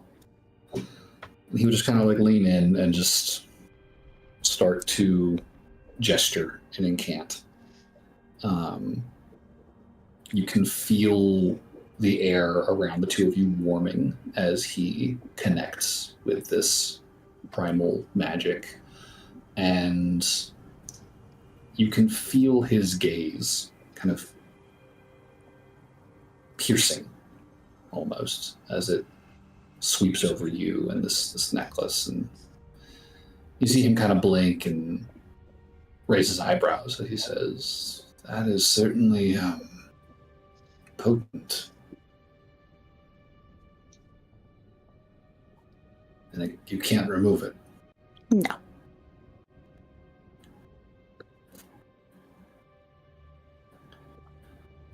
Why don't you come inside for a moment? He will lead you back into his home, and he will sit you down on his bed as he kind of like rustles around, grabbing what you recognize very clearly as like herbal implements and common spell components. Some of these you recognize as plants that Sybil has actually used on a handful of occasions, practicing certain spells. He kind of sets these all down next to him, gets the mortar and pestle out, kind of prepares powders and salves, and he proceeds for a good 10, 15 minutes to try various mixtures, various manners of incantation. hand extended out over you, you can feel this warmth from this magic as he tries several spells. You see the sweat beading on his forebrow as he is concentrating. And yet, for all of this effort, you feel no change under your chin. The necklace remains locked in place, unaffected. And eventually, he just sets the last jar down, kind of claps his knees where he's kneeling, and says, well, this is certainly beyond my ability to remove, I'm sorry to say. You've got something on you, that's for sure.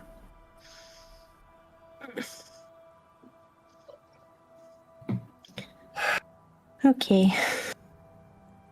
There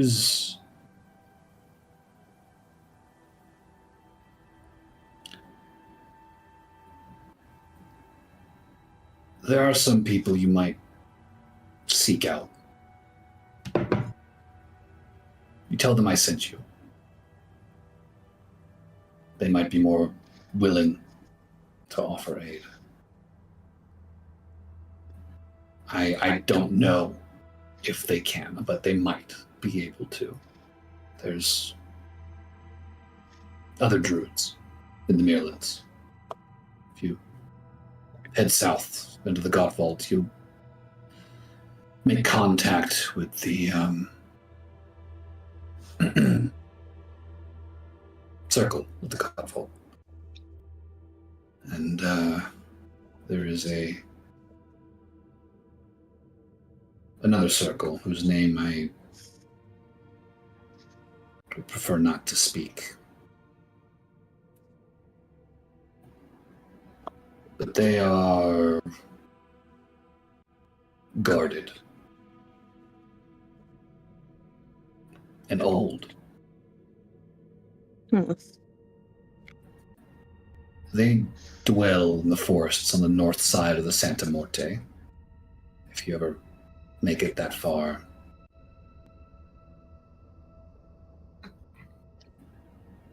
Okay. They may be willing to offer it. Okay. Thank you. This is Faye. She would just nod her head.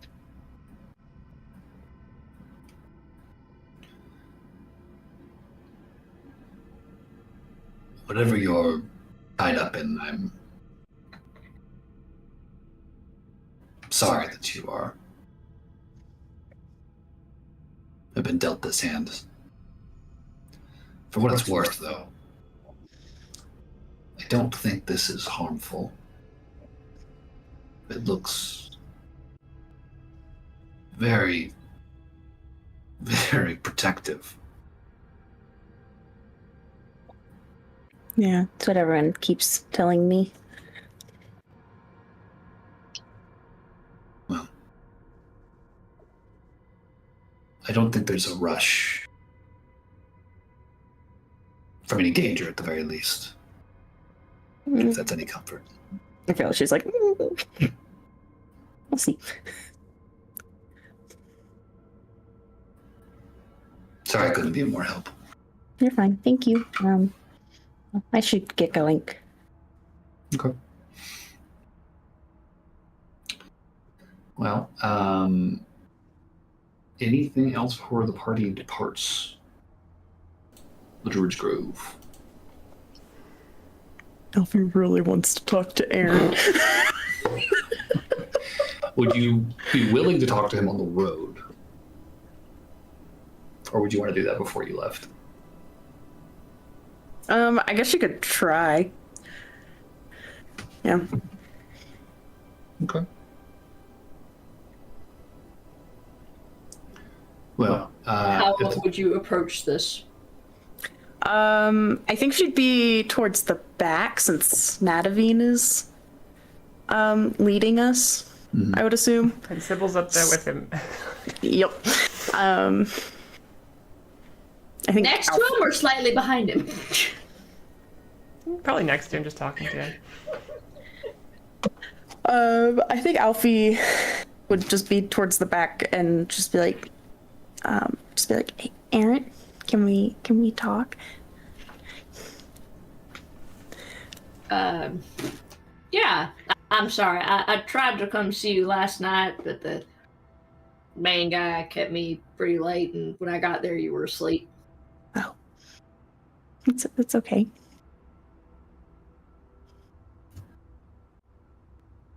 Why are you? Oh, sorry. Why are you angry?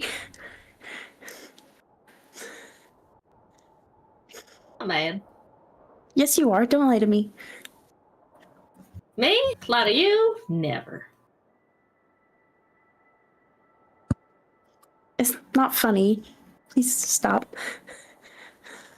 Why would I lie? I mean, I'm not the type to, have conversations with other people in another language that I can't understand, or rather that you can't understand, knowing that you can't understand it, and then try to, hide what you were doing behind the context of being friendly with another person, because you clearly didn't want to hear, well, I clearly didn't want you to hear what I was saying. Now, do I? Do you want to know what we were talking about? I was trying to get the necklace off. That's all I was trying to do. Okay, and the rest of it, where I tried to give you advice, being somebody who knows what they're doing, and you refuse to listen and or ignore my advice and continue to shove your hair at somebody who can't have good intentions with it. Okay. Listen, Alfie. I get that. No. You're gonna listen to me for a second. No, I'm talking now. I'm talking now. If you want to have this conversation with me, you're gonna listen to what I have to say before you poke whatever you want to say in front of it. Got it? Fine. I am with you because I care about you as a human being, and I was hoping that you cared about you as a human being too. But if you're going to insist on not caring about yourself as a human being, aka refusing to eat whatever you clearly need to, making deals with somebody who is giving you way too good of a thing, a bauble for your hair, which is not a fair trade, and you should know it's not a fair trade because I told you it's not a fair trade, and you continue to do it, then I'm not going to care about how you treat yourself never. All right? I would like to care about you, but you're making it real hard because I'm having to fight with you every fucking step of the way.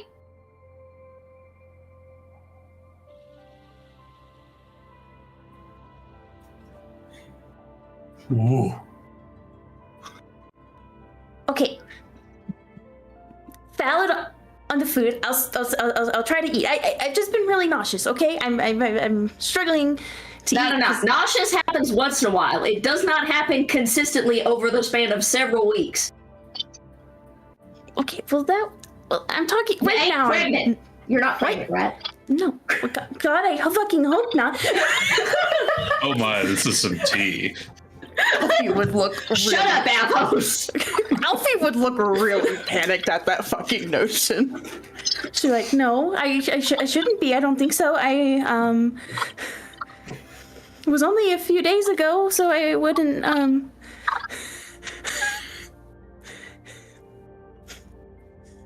Sorry. You run that by me again? What? Nothing. Anyways. No. No. What was only a few days ago? I think she'd go really red in the face. Be like, I don't want to talk about that.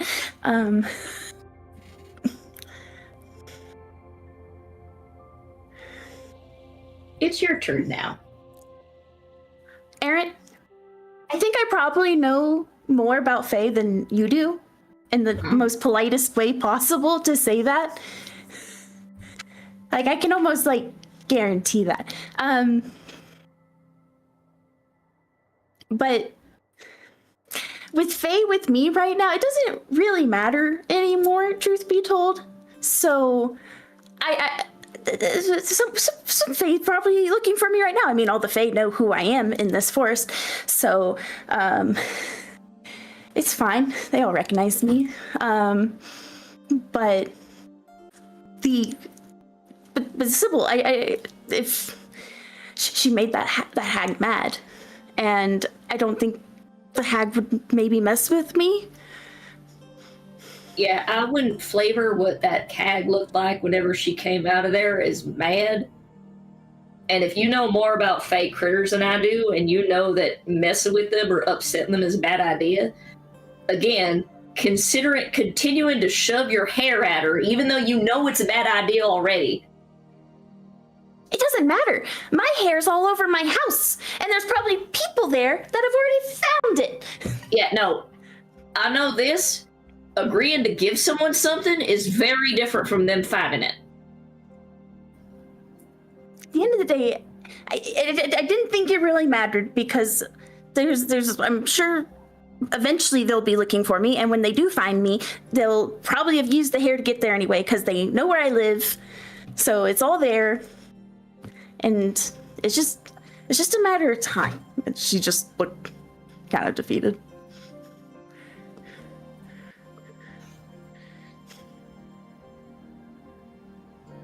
If you act like you're beat already, they win. So for fuck's sake, fight back. Like Alfie would be like, fight back? That's hilarious. He could kill all of us with just waving his hand at you. We'd all die. Yeah, but he's not, so fuck him. Don't literally fuck him. That's... I feel like she's about to say that's too late, and then she fucking stopped. That's her so far. Yeah, she's like, that's...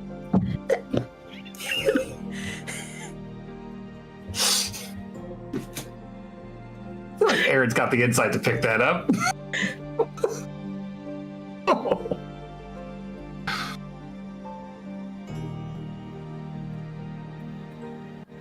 Aaron's also smart enough not to go too far into this line of questioning, because this is not the time that you can test for that shit. So it would just be a waiting game either way.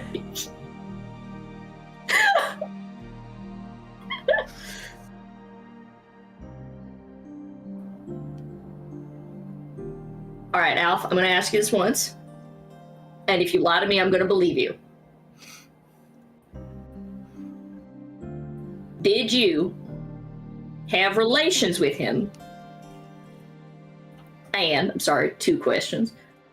Was it willing or unwilling? Yes, and willing. Okay. Fuck. Oh my. Well, in that case, I still say fight him, because fucking. Again, not again. Fuck. I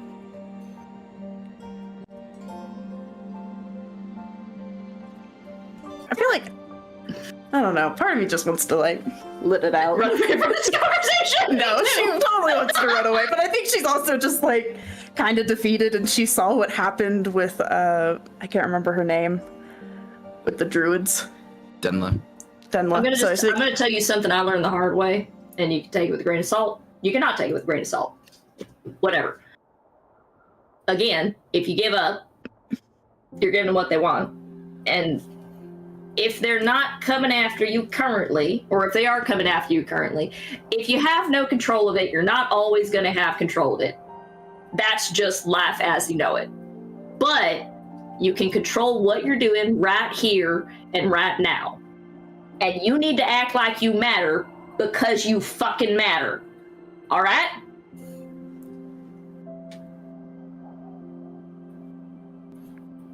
You gotta say yes or something. If you're just gonna stand there in silence, I'm gonna go stand up front because... Okay, fine. Yes, I get it. Okay.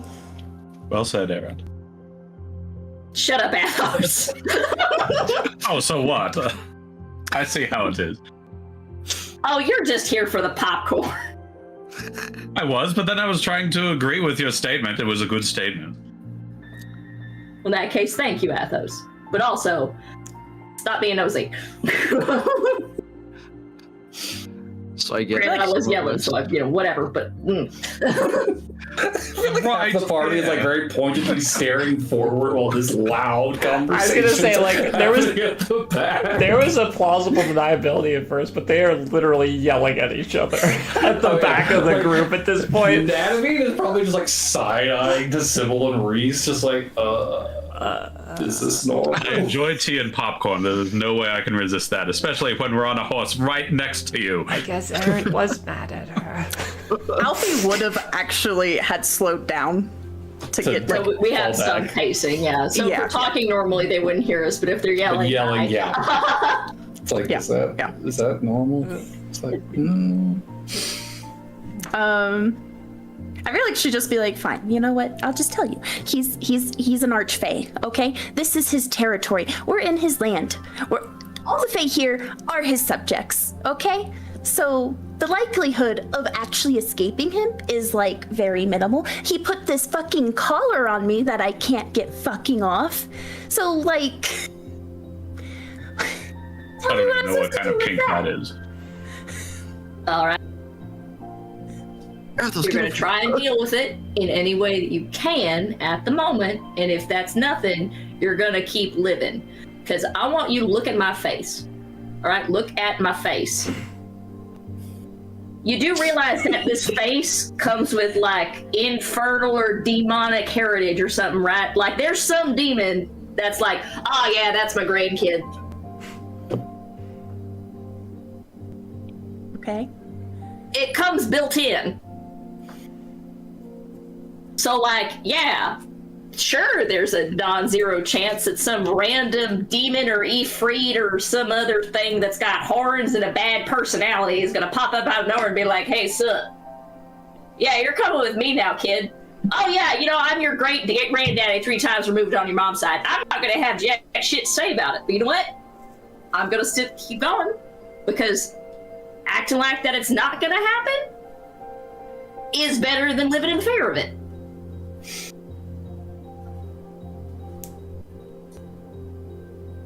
And yeah, sure, you know, it might be inevitable. Yeah, sure, some random demon archfey might come and be like, hey, you're my baby mama. I guess. No, I fucking hope not. No, don't say that, don't say that.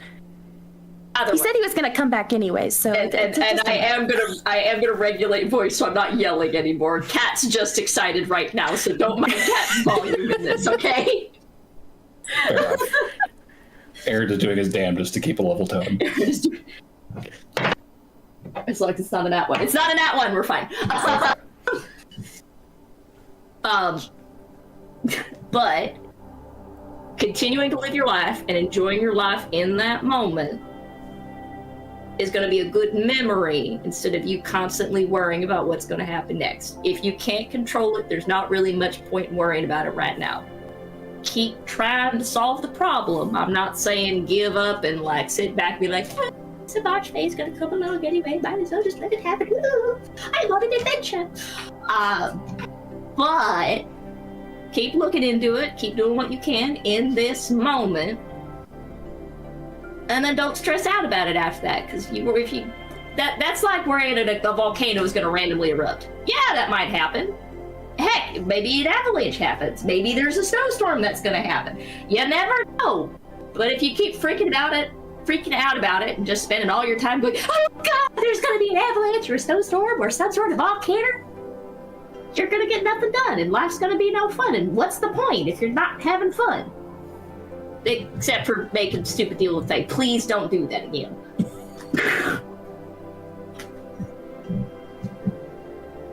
I feel like Alfie would just probably say very quietly after that whole spiel, she'd be like, he broke my heart, type of thing.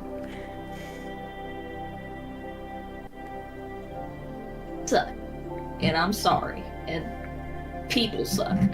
In general. The whole. People suck.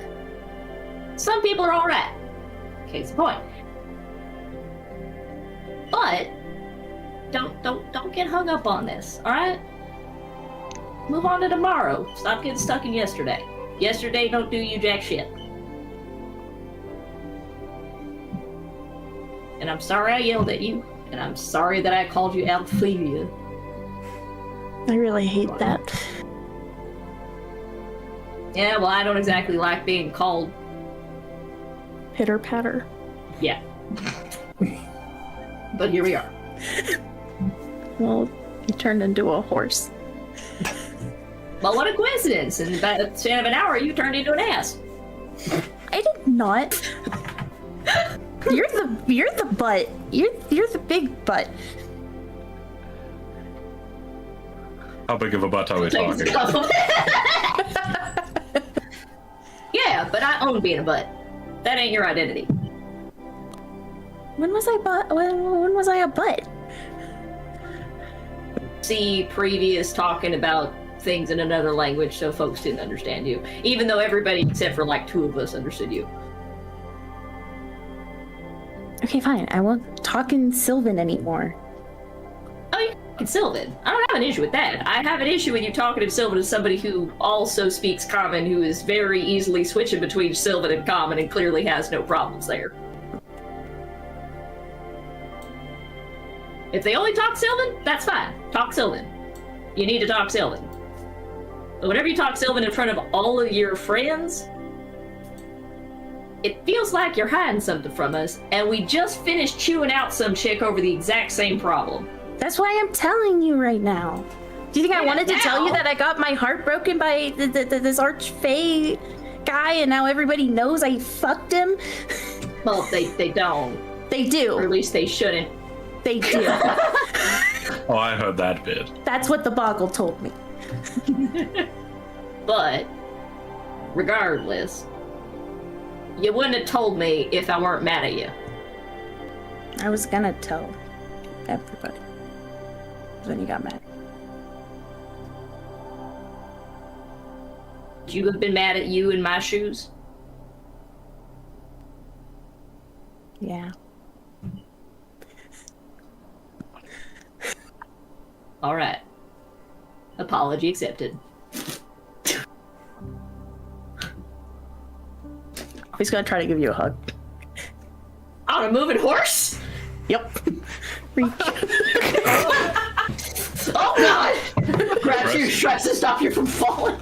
Actually, no, she'll just probably stand up on her horse and then jump behind him and hug him and ride his horse with him. Oh, you're probably gonna have to make a check for that. Yeah, probably. Acrobatics, please. You got it. Have guidance! Roll a nat 20. Do a backflip. Do a flip. What does guidance do? D4. D4. Okay. So 12, 16. Oh, that's the one dice I lost. From the mouse. 18 total. Okay. Yeah, you can make the transfer. Aaron can't hug you back, but he'll give your knee a pat and then just keep riding like nothing's happened, but he will keep an eye on your horse and make sure it doesn't run off. Aaron, you will feel something tightening around your waist. And you will look down and see that the rope has wrapped itself around the 2 of you and is gently squeezing.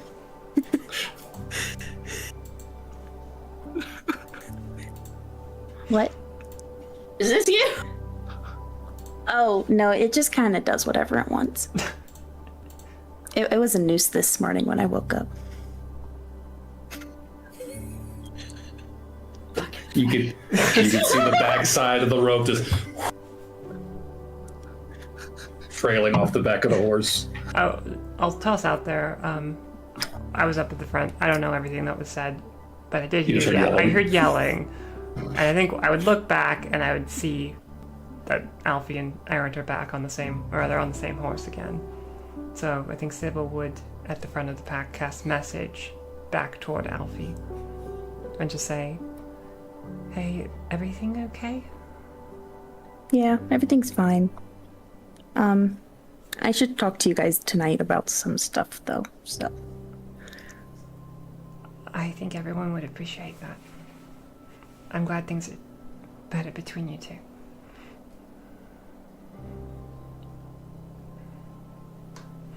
No. That's all. Same. Would Nadavine ask again to Sybil and I? Because I think Reese would look around, see that they were bickering, and then got are hugging each other on the same horse and be like, oh, they're back to normal. That's the usual. It's like, They're fine now. okay, that's good. That was a big one. That, Yeah, he sounded. Yeah. Well, Oh it's the my first- god, Eric like never yells unless you're far away. Forget his puppet master getting excited easily and yelling very easily. Eric never yells. I don't know what they said, but I heard "don't fuck him." I think I heard the F word used a lot as well. Yeah, I heard a lot of fucks. I'm not sure what the I'd say no context fucks was. given, but there were a lot of fucks given. And received. Oh, I can confirm it. Athos, like, was probably with his horse going as slow as possible. Slowly falling behind the rest of the Yeah. party. Just stretching Just be the that a little fucking bit train. closer. Slow down a little bit more. Yes, I can make out more words now. Yes. Well, with that conversation all said, Also apologize to your eardrums. I do get very loud and excited. peeked a couple times. It's okay. Oh, We have fine. volume Yeah. controls for you. Boom. Touche. Your morning of travel would pass by fairly quietly. The skies are beginning to clear up after the snows yesterday, and without the wind, as long as you got your cloaks and blankets and coats held tight around you, the cold, as bad as it is, doesn't quite bite through. You really just kind of feel it on your nose and your cheeks. But even then, you got a little bit of sunshine now filtering through the branches overhead, which is a very welcome change from the past few days. And Nadavine proves to be a fairly deft guide through the forest. He doesn't really have to stop. He's able to continue moving, just kind of glancing to and fro as he moves, kind of clocking landmarks, notable rocks and trees. As you guys wind your way through, the lowlands between various hills and dells, and you find yourselves making fairly steady progress in a northwestern direction. And around noon, you would hear Nat call back,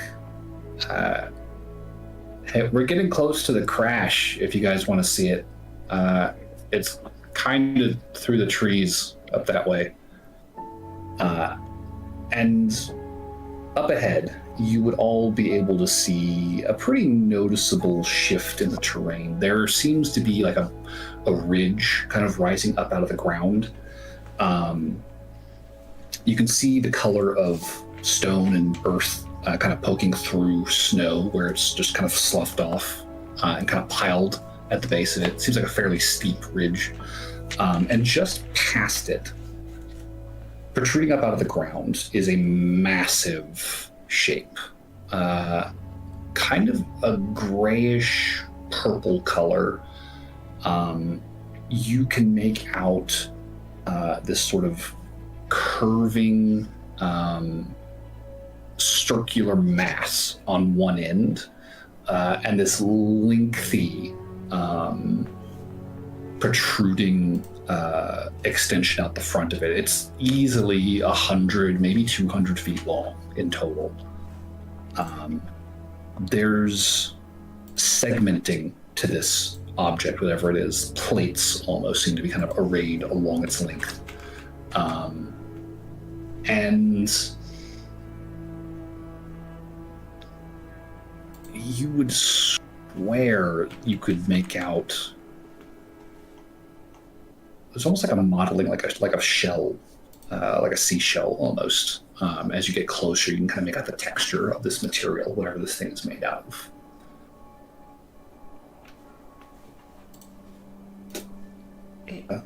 Is it The circle safe? says, I mean, it's been here for like 200 years, I think, maybe 150, something like that. That's old. Yeah, no, it's been here forever.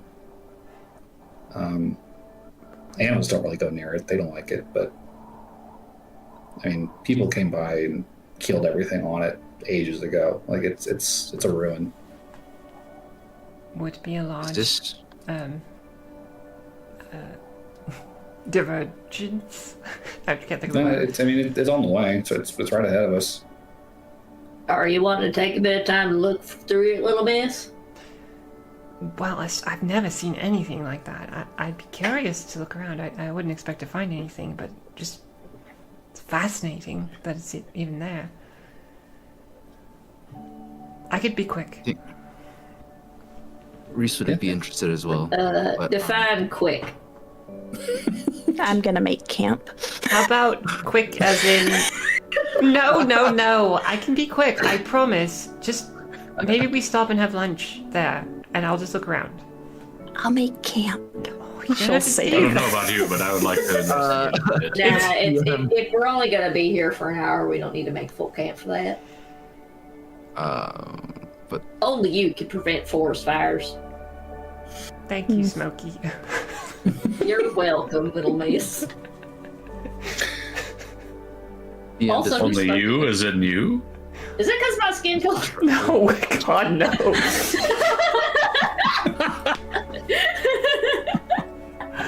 It's an old mascot in a book I read, I swear. Alright. Sorry, I'm dark gray. I know, it worked too well. It did work very well. Yeah, I mean, as you guys draw closer, you can very clearly make out the rear castle and the prow of this enormous ancient vessel. You can see this channel that it dug into the earth as it smashed into the ground and plowed forward for hundreds of feet. There are, small trees and brush kind of growing up in that gully now, but they are noticeably smaller, younger than the surrounding forest. Man, this would be a really good place for a river. And as you draw closer, you can definitely see that this vessel has been heavily overgrown. Ivies, mosses, and shrubs kind of working their way up the side of this crashed ship and, into the plating that kind of adorns its hull. It is a monstrosity. It's like a gigantic skull resting in the forest, 200 feet long. A relic of a very old war. Say for those of you who might be curious, go ahead and give me a history check. I have a question. I'm sorry, do you have a thing, Reese? I thought you raised your hand. I was just gonna ask if the history check covers it, so it's fine. Oh, okay. I was going to ask if I have advantage because of a certain book that I have. Oh, actually, I could ask that as well. Well, Yeah, I'll give you advantage for that one. Hope Symbol's a friend of UFOs. Would Natural 20. What's going on? okay. What the fuck? I need Yeah, to sleep Reese, with you people wanna more read, often. Reese? I need to make go out ahead. with people more often. The hello only thing there. to take away from here. It helps Starts my looking around the vegetables. party for viable suitors. Why, hello there. How are you doing? They're all viable candidates except Athos. Oh. Well, that was just Including uncalled. Alfred. Oh, that's low. You're just being feisty, aren't you? Reese, did you have a history roll? I got a 7. Oh, 7. Okay, so probably slips your mind. But Alfie, you would. Oh my god, Tenzin. Knock He's having everything an over. adventure. Yeah, with a nat 20, so 27 on history? you, I think. That would be Yeah. a 25? It's 27, correct? The first one. 27, okay.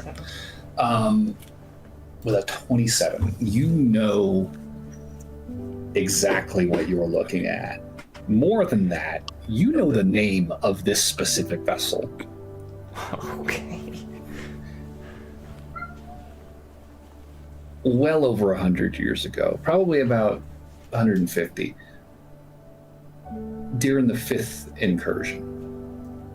Story goes that a fleet of nautiloids breached the airspace over Vaergose and descended across the surface of the continent of Lythor, scattering across the southern hemisphere. Several of these vessels were shot down over the Meirlands. And you've known for a while that one of them crashed pretty close to Haydenvale. The Nexon. And now, the Nexon, Nexon. Okay. You always thought it was the strangest thing that we knew what this thing was called, considering Illithids don't necessarily write, per se. From everything you've read, you know that they use a sort of psychic impression technique on materials to record information. Someone would need to use a similar ability to their psionic telepathic abilities to glean that from this crash site, in all likelihood. Or else an Illithid would have to tell them. And to your recollection, this crash site was very definitively scoured of all survivors by one of the many heroes of that conflict. But the hull, the husk of that vessel still remains untouched by civilization, overgrown in the middle of the forests of Terraland. Now, hundreds of years later, it is only shell and bone, the flesh of whatever animating force that used to reside here, long since decayed. And it is awe-inspiring to see it in person, towering over you. Slightly askew, tilting to the left, but still a good 50 feet overhead, taller than some of the trees around it. This thing used to travel the plains. Gods know the places it's been, the things it's seen. And the horrors it probably committed. This was in all likelihood a warship, so, there's that side of it too. Bad guy. Yeah, but cool. Very cool. The husk of a nautiloid in the middle of the forest. This is astounding. Wow. Yeah, it's pretty crazy, huh? I've read about this exact ship before. Oh, really? It's called the Nexon. It was one of the nautiloids that crashed during the 5th incursion. There's another one in Elden, isn't there? I believe so, yes. Some of the druids mentioned it, but I've never actually been. Isn't it crazy to think that this thing's been to, other planes of existence?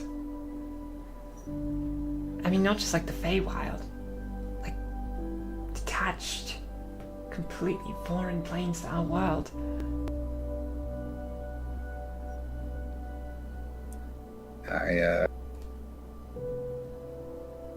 I wouldn't even know what to imagine that would look like.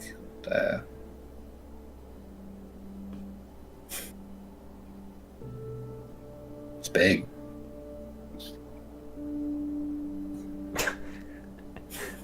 It is big. They house mind flayers. I don't like the concept of that. Well, they're all long, long dead.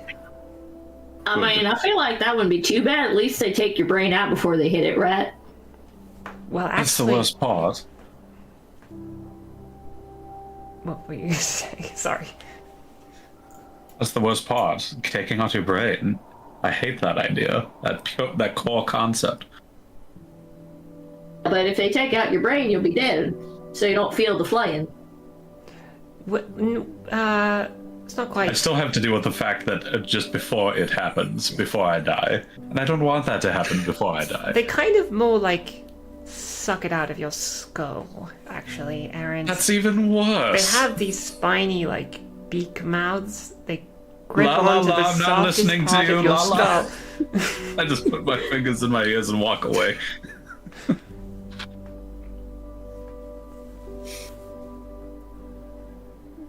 I think Sybil. So, like, with a straw? No, like, it's like, okay, have you ever taken a cup and like put your mouth over the whole thing, you know? And it creates Sound that, real good for you, but yeah, sure, why not? yeah, well, it creates that vacuum, like you can't actually suck anything in. But what they do is they basically use that vacuum to suck up your brain.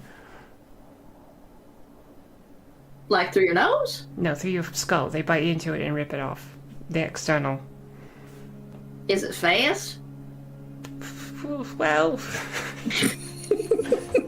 I mean, even if it was like a few seconds, would be complete agony. Well, I mean, you know, if they do it real fast, and depending on how they bite, I mean, you know, it's the same thing whenever you hit a critter over the back of the skull with something heavy. Like, they die pretty quick. True. This isn't like blunt force trauma, though. This is like...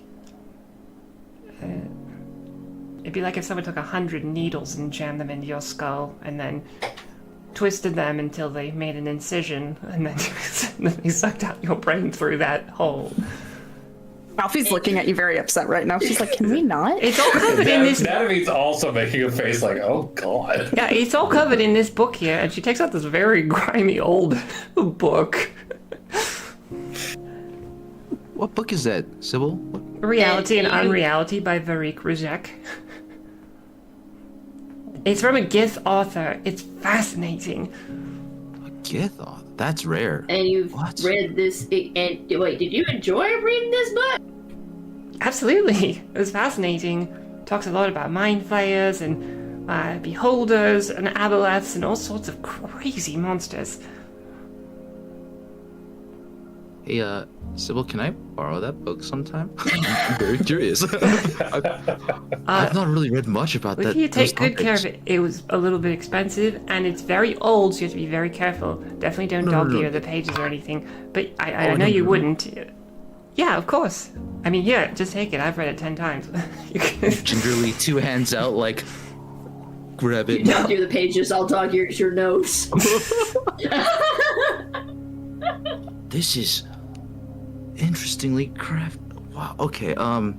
Yeah, that looks Carefully old and gross put and it like it'll make you in my sick pack. if you touch it and then stick your hands in your mouth. Yeah, I wouldn't... Yeah, wash your hands after you get done with it.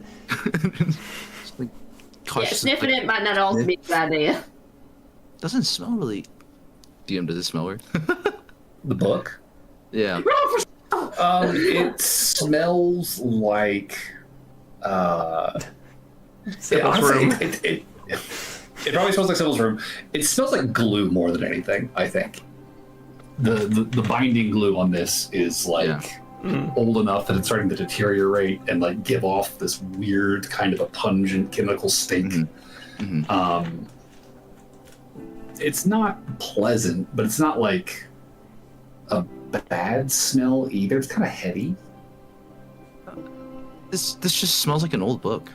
This is what old books smells like when they're really old. Like, Yeah, basically. yeah. Yeah, like you can see the glue in here is like slightly getting worse. Yeah. You might want to like. I've been debating whether I should re-glue it. Maybe I should take it to like a librarian or something. I have something to like find this a that has library of- first. Maybe when we get back to Haydenvale. There's no library in Haydenvale. It's just an old man with a good Just book collection. kidding. I'd imagine he would have some knowledge of. Maybe, but he's weird and he smells bad. He's got a glass box in his basement. Aaron. Sorry, random reference. Anyway, do you want to look around with me, Reese? Yes, actually. Here, let me. gingerly put the book away in one of the saddle packs of the horse, carefully. Okay. And then, yeah, let's go. Curious. As Sybil and Reese are dismounting, Errant, you barely make it out, but you're confident that you heard the sound of snow underfoot off the trail, off to the side, away from your group. Aaron will like flag with hands and just do this, and then look in the direction that he heard the footfalls in. Okay. Also, give me a perception check.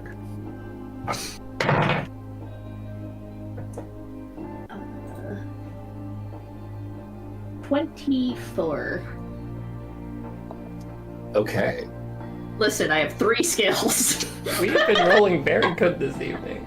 You guys are really excellent.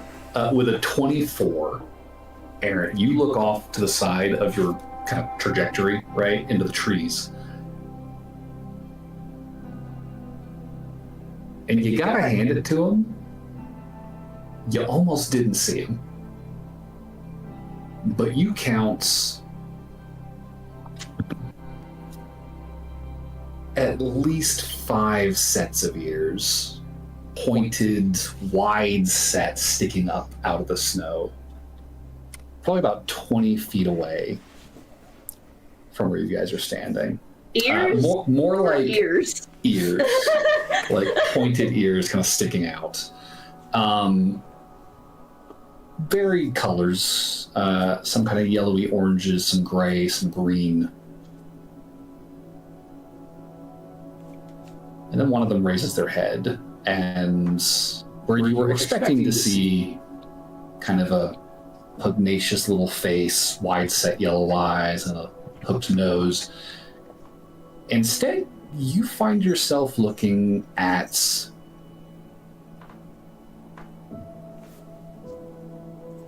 it looks like bone,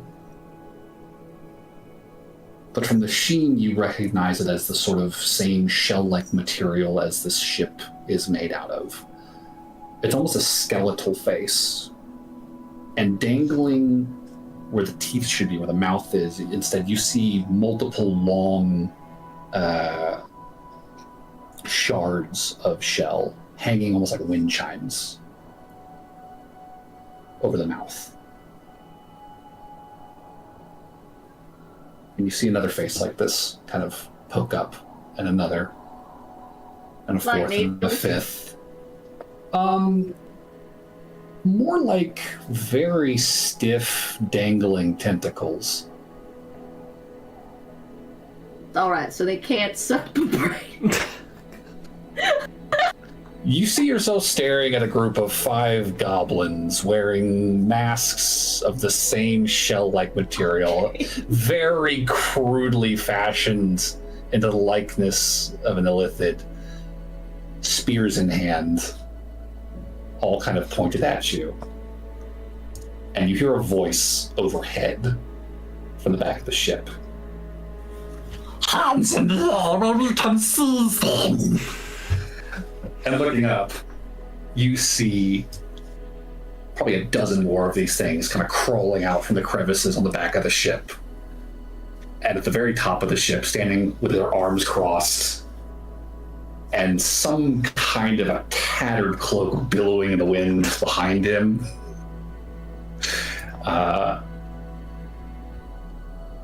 is clearly their leader, wearing some kind of tricorner pointed thing on their head. It's hard to make out in the detail. I hope his name is Hawaiian Roll. And I think we're going to leave off here as these craven little shits surround your party. Sybil kind of glares at Matafine like, oh, it's safe, huh? I didn't know that. It's never goblins. What are you talking about? Goblins will come here. 1, 2, 3, 4, 5. Guess we're not 17. exploring anytime soon. So with that, we will wrap the session, and we'll pick up there next time. So, MVP for the session. That's tricky. Alfie? I barely did anything. I'd say like Aaron. You got yelled, I was yelled gonna at a toss lot. it. Gonna push. I was gonna toss it to Aaron just because I thought you really stuck to your guns with the RP. I respected that. Both scenes. I mean, Alfie and Aaron both had a great moment, but I don't know. I think there's a lot of build up to Aaron's rant, and I think that it was really cool. So I don't feel like we should give it to the NPC, so maybe next time we roll a little higher.